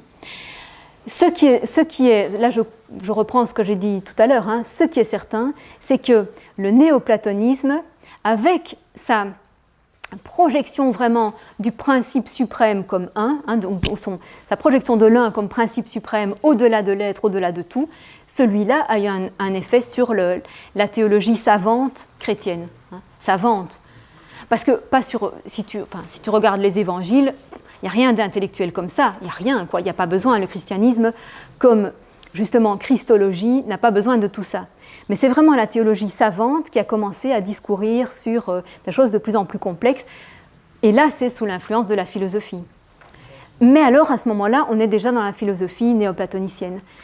Et à l'époque, alors le problème c'est qu'on regarde parfois les choses avec un regard rétrospectif, et on a tendance à projeter ce désir du premier principe sur des auteurs qui ne l'avaient pas encore.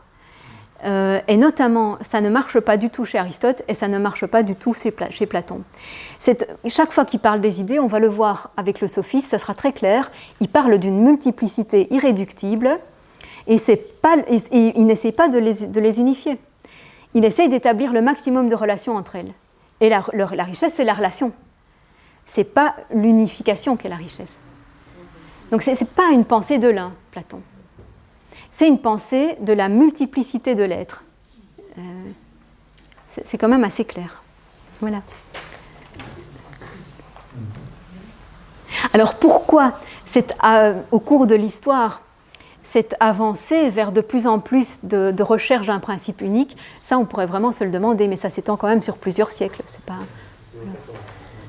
C'est pas un phénomène, à mon avis, qui aurait un facteur unique ou une origine unique. Non, c'est vrai que c'est une tendance au moment, disons, des premiers siècles de notre ère.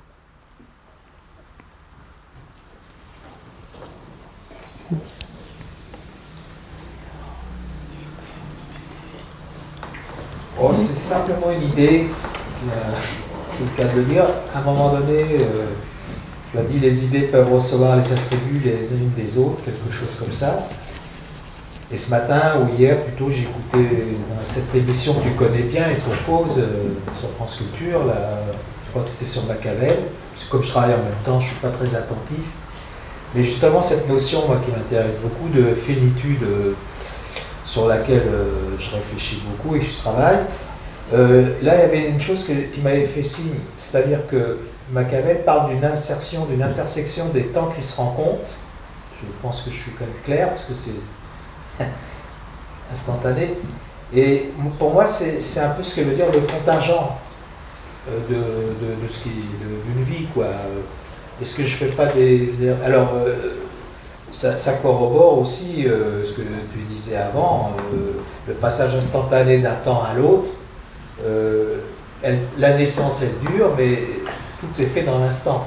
Ceci dit, je dis ça dans l'idée de ne pas désespérer. Hein. Pourquoi Pourquoi ne pas désespérer? Je parlais de finitude. Hein. Je m'excuse, c'est un peu alambiqué, mais voilà. Il n'y a pas de contresens, je veux dire, ça paraît possible de donner une valeur à ces temps qui se rencontrent et une durée. Enfin, je ne suis pas dans le sujet, je pense. Si, en fait, ça permet de préciser quelque chose que je pense vraiment important, c'est de ne pas confondre temps et changement ou temps et devenir. C'est-à-dire, ce qui se rencontrent, ce sont des changements ou des devenirs. Et c'est ça, là, effectivement, c'est la contingence. La contingence, c'est bien une rencontre d'un enchaînement et d'un autre enchaînement, d'un devenir et d'un autre. Ou d'un mouvement et d'un autre mouvement. Donc, il est contingent que deux personnes se rencontrent dans la rue parce que chacune suit son propre mouvement. Hein. Leurs intentions n'ont rien de commun, mais il se fait que, par coïncidence, par contingence, par hasard, on dit aussi, elles se rencontrent, donc il y a une rencontre de devenir, hein, ou de mouvement. Mais le temps, il est le même pour tous. Le temps est le même pour tous. C'est-à-dire, c'est pas une rencontre de deux temps. Alors évidemment, chaque mouvement a sa propre vitesse, mais ce n'est pas le temps qui a sa propre vitesse, évidemment. On mesure la vitesse grâce au temps et non l'inverse. Bon.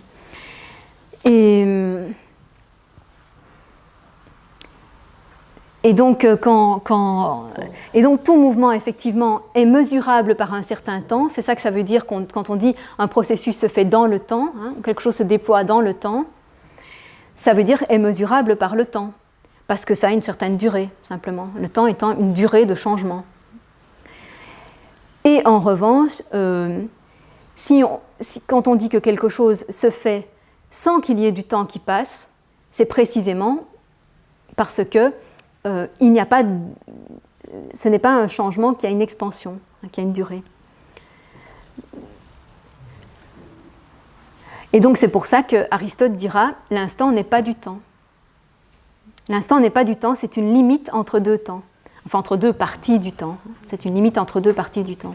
Mais ce n'est pas du temps lui-même, parce qu'il n'y a aucune extension. Et parce que rien ne peut se passer pendant un instant. Le temps s'arrête. Sauf qu'il ne s'arrête jamais. Voilà. C'est ça, sauf qu'il ne s'arrête jamais.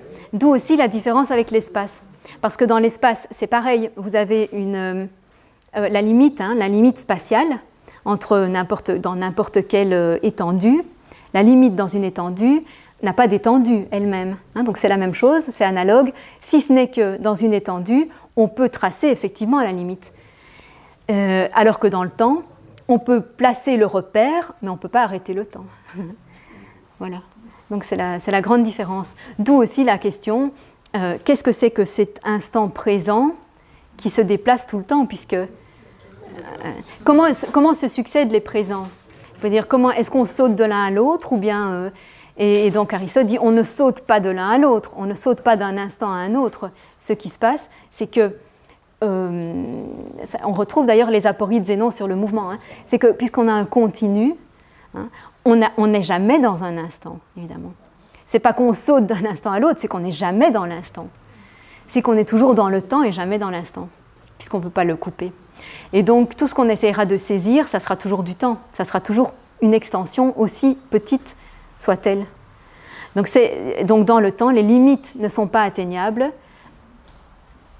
Et remarquez que dans un continu spatial, on peut bien sûr diviser des choses. Je peux séparer deux parties de la table, bien entendu, mais il y aura de l'espace entre. Il y aura autre chose qui sera entre. Donc le continu spatial lui-même non plus, on ne le divise pas vraiment. Mais toute cette problématique de la limite, c'est tout à fait passionnante aussi. Et c'est vrai que c'est intéressant de voir que ça naît déjà là chez Platon. Et le temps, ça ne peut pas être toute une suite d'instants? Non, parce que comme les instants sont des indivisibles, comment tu passerais d'un indivisible à l'autre? Qu'est-ce qu'il y aurait entre? Si tu dis c'est toute une suite d'instants, il n'y a rien entre eux. Alors qu'en fait, il faut plutôt considérer que... Enfin, c'est de la même manière qu'une surface ne peut pas être construite par une multiplicité de lignes.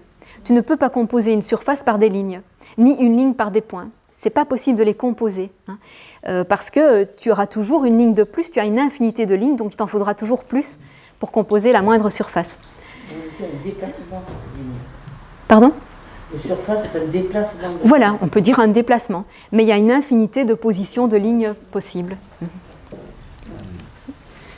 Si le temps est continu, est-ce qu'il ne peut pas être assimilé à l'un, justement? Alors, le continu est une forme de l'un, effectivement. Hein, le continu est un exemple de l'un. Si je dis que cette table est une, c'est parce qu'elle est continue. Si je la coupe en deux, je ne dirai plus qu'elle est une.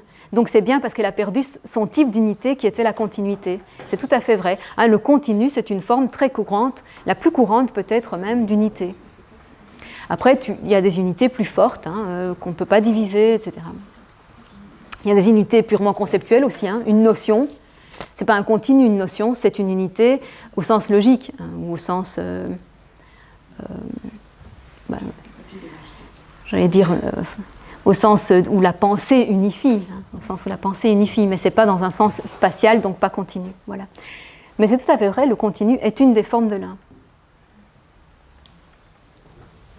De l'un pensé comme dans la deuxième solution. Alors, de l'un pensé donc comme en général, mais puisque, effectivement, si on le pense comme ne participant pas à l'être, on devra dire alors que cette unité participe à rien, et donc elle ne participe pas, donc elle n'est pas unité. Donc, effectivement, tout ce qu'on pourra dire d'un participera nécessairement à l'un qui est. Ce qui est une confirmation, pour moi, une confirmation du fait que la première conséquence, Platon ne la retient pas. Parce qu'il ne peut rien en faire. Aucun type d'unité, effectivement, ne participe à cette unité-là. Donc, il ne peut rien en faire. Ça ne marche pas dans son système. Ça ne peut marcher que dans un système plotinien où, effectivement, on conçoit que oui, c'est un autre type de réalité. C'est pour faire deux remarques. La première, on dirait que Platon précède Aristote dans sa façon de justifier la possibilité des contradictoires.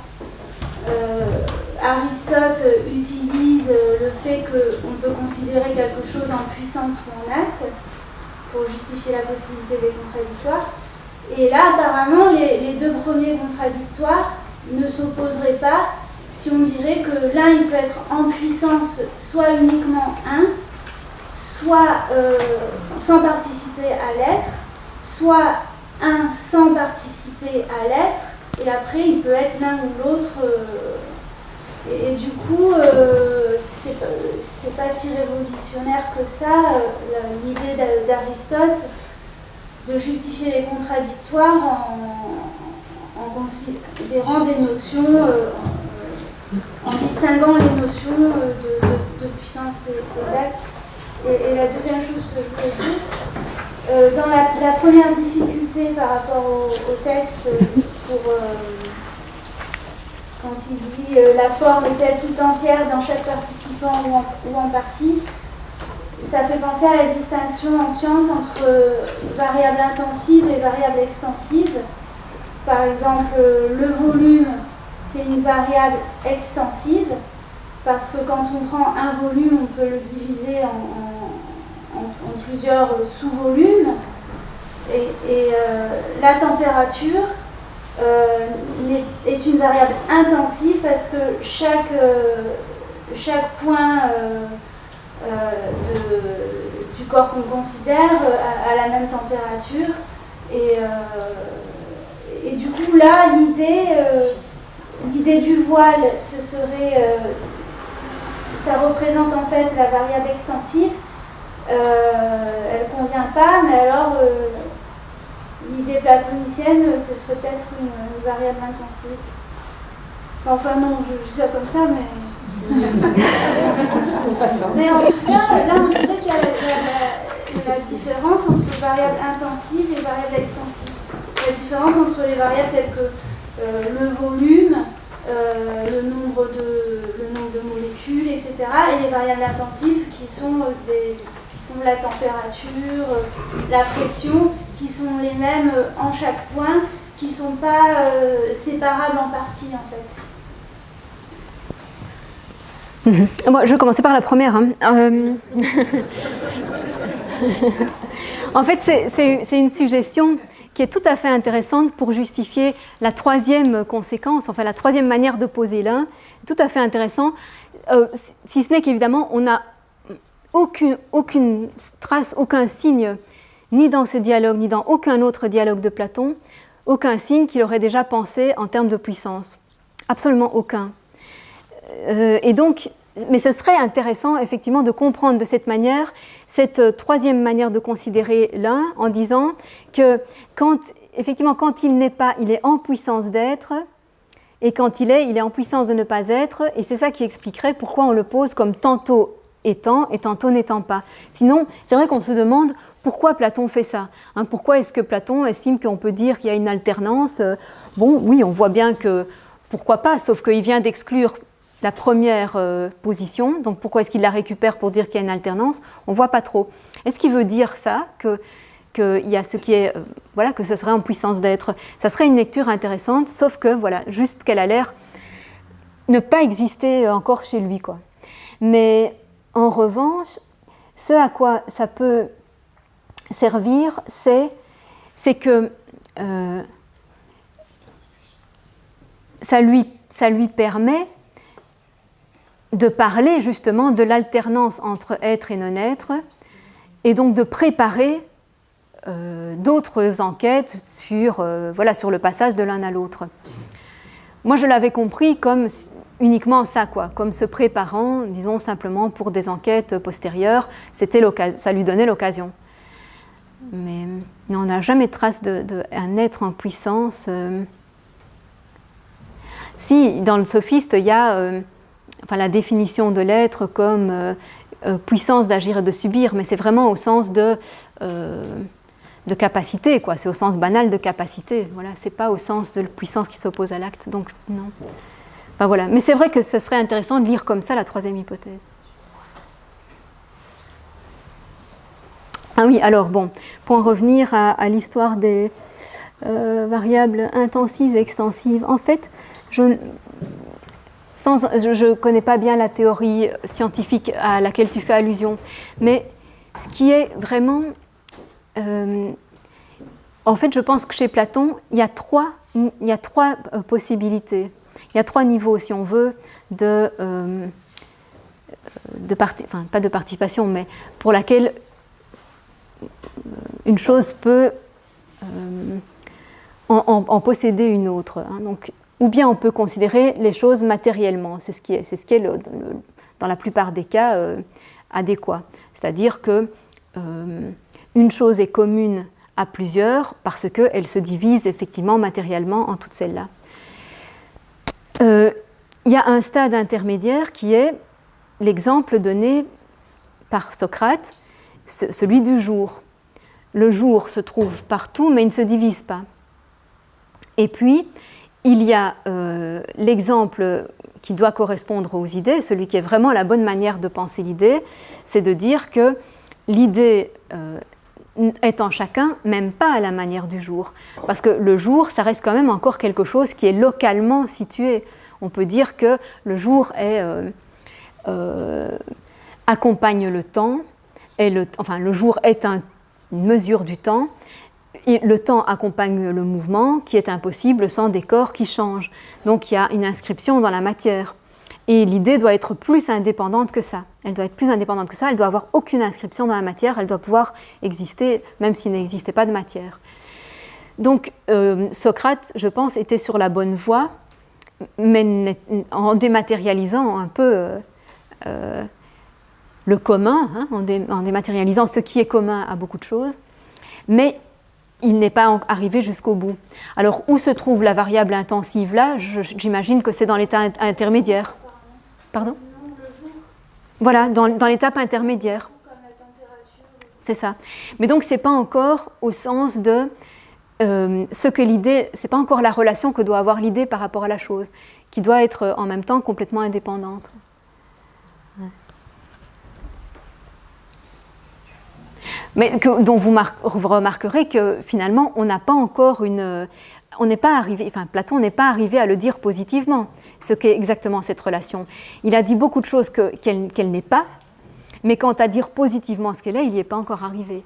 Et bon, il semble bien qu'il n'y soit jamais arrivé, en fait, parce que c'est ce que lui reproche Aristote, c'est d'en avoir jamais pu le dire clairement. Et par la suite, surtout, alors parce qu'on pourrait accuser Aristote de rivalité ou de malveillance, mais par la suite, dans l'école platonicienne, ils vont continuer à chercher ça. Ils vont continuer à chercher comment est-ce qu'on pourrait dire que se fait cette communication, que se fait cette présence de l'idée dans la chose, etc. Ils ne vont pas arrêter de proposer des manières de penser ça. Et tout le système justement de Plotin, encore une fois, c'est aussi un système pour montrer comment il y a communication entre les divers niveaux de réalité. Et pour lui, ce sera un type justement d'émanation du principe à ce qui en dépend. Donc c'est une relation de dépendance, ce qui n'est pas du tout le cas chez Platon. C'est pas ça chez Platon. Parce que chez Platon, il n'y a pas émanation des caractères à partir de l'idée. C'est beaucoup trop... même si on ne prend pas émanation dans un sens physique, hein, mais c'est pas ça non plus. En fait, Platon est très proche hein, du fait que les idées soient simplement pensées par nous. Il est très proche de ça. C'est-à-dire, finalement, Aristote ne doit pas se démarquer énormément de lui. En disant, bon, quand Aristote va dire ce caractère, il existe dans les choses, mais c'est nous qui le pensons, qui l'unifions, qui lui donnons sa définition et sa généralité, hein, donc ce qu'on pense toujours maintenant à peu près. Donc, mais il n'a pas grand-chose à faire parce que, comme on l'a vu, il n'est pas loin de penser que c'est juste une pensée. Mais qu'est-ce qui l'empêche de se contenter de ça ? Pourquoi est-ce qu'il veut malgré tout que l'idée soit indépendante de notre pensée ? C'est justement le rapport aux questions morales et aussi à la vérité comme absolue. C'est qu'il ne veut pas que ça puisse être par conséquent relatif à un jugement humain. C'est-à-dire, il ne veut pas se contenter du coup que la justice, la notion générale de justice, ce n'est tout de même jamais que ce que nous pouvons composer à partir de tous les cas existants de justice.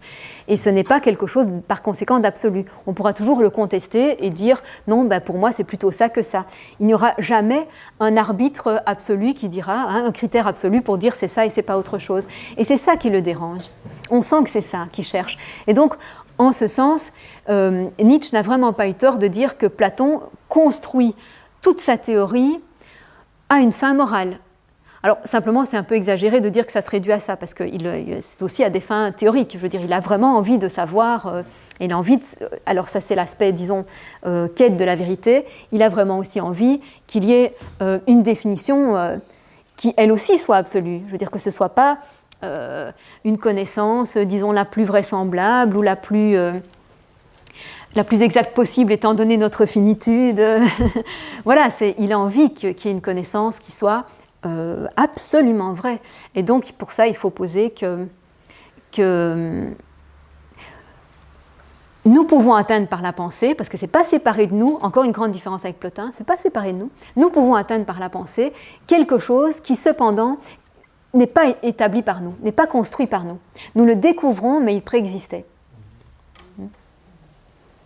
Donc voilà, en même temps, il est proche de cette idée que les notions générales, c'est des pensées qui sont construites par nous. On l'a vu quand même qu'il reprend l'exemple de l'induction, etc. Mais en même temps, il lui faut juste quelque chose en plus pour garantir qu'il y ait de l'absolu, quoi. Que tout ne soit pas simplement relatif à la manière dont nous pensons ou à la manière dont nous posons par exemple les valeurs morales dans ce cas-là. Est-ce que cela ne vient pas du mouvement de la pensée issu des présocratiques pour arriver? Est-ce qu'il y a parmi les trucs de présocratique cette notion d'absolu, recherche de la vérité? Mais je dirais que c'est plutôt un peu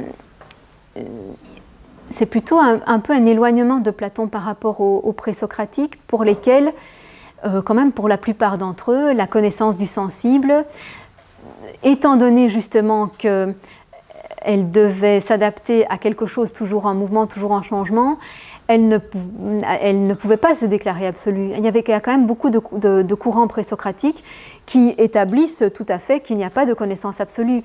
Il y a Héraclite, bien sûr, il y a Démocrite qui dit que la connaissance, c'est une convention. Alors bien sûr, ils cherchent chaque fois à établir quelque chose qui soit au moins une structure de la réalité, qui soit fixe et stable et valable partout.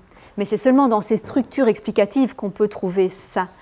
Il n'y a pas, comment dire, chaque étant naturel lui-même n'a pas cette stabilité.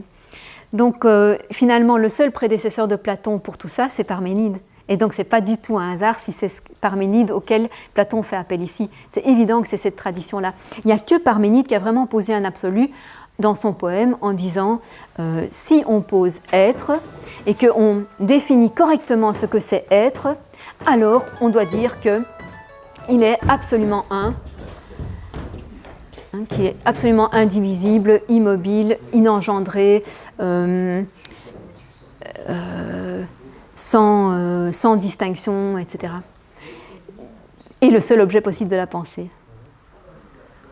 Mais il n'y a que Parménide.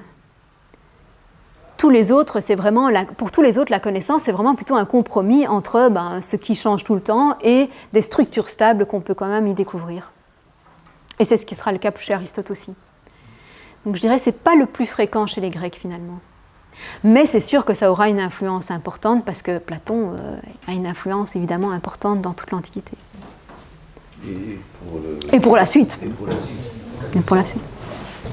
Et le lien entre vérité ontologique et valeur morale, on le retrouve chez Platon uniquement à ce moment-là ou parce que je viens de comprendre maintenant la liaison entre les deux notions de cette séquence de philosophie, mais est-ce que c'est la même exigence que...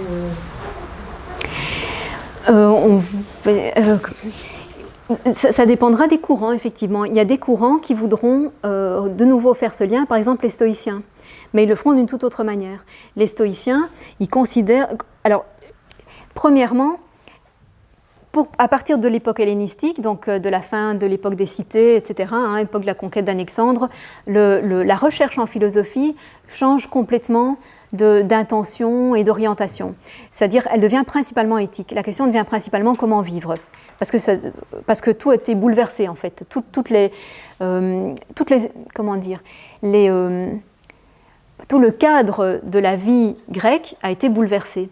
Et donc, il faut repenser des valeurs, des nouvelles valeurs. Et donc, l'éthique devient prépondérante en philosophie. Et donc, les stoïciens proposeront un modèle, on peut dire un modèle moral, puisqu'il s'agira d'un modèle normatif, qui met la raison comme faculté éminente, qui place la raison comme faculté éminente, mais qui, au moment de préciser ce que c'est que la raison, va la chercher dans la nature.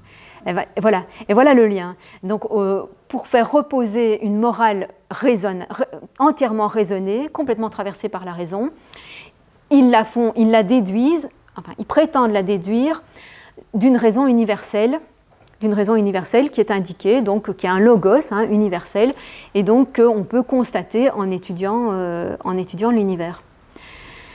Donc ils ancrent et ils fondent la morale dans la nature.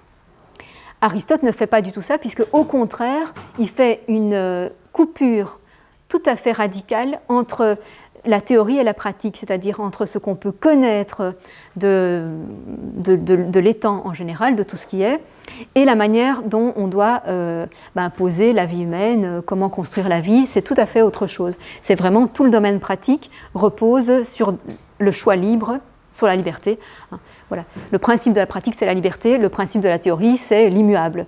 Mais la liberté, c'est le contraire de l'immuable.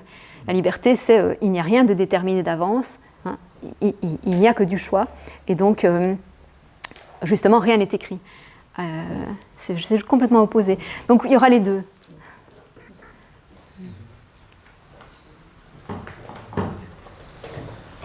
Cela dit, la position, évidemment, de cette position-là, c'est-à-dire ce choix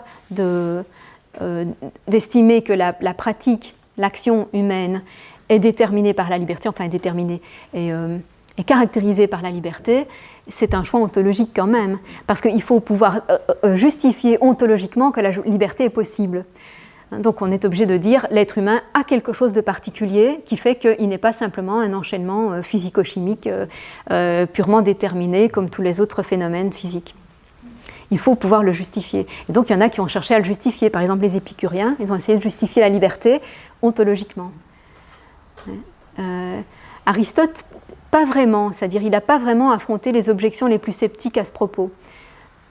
Il s'est contenté de dire c'est manifeste, c'est manifeste, on agit librement.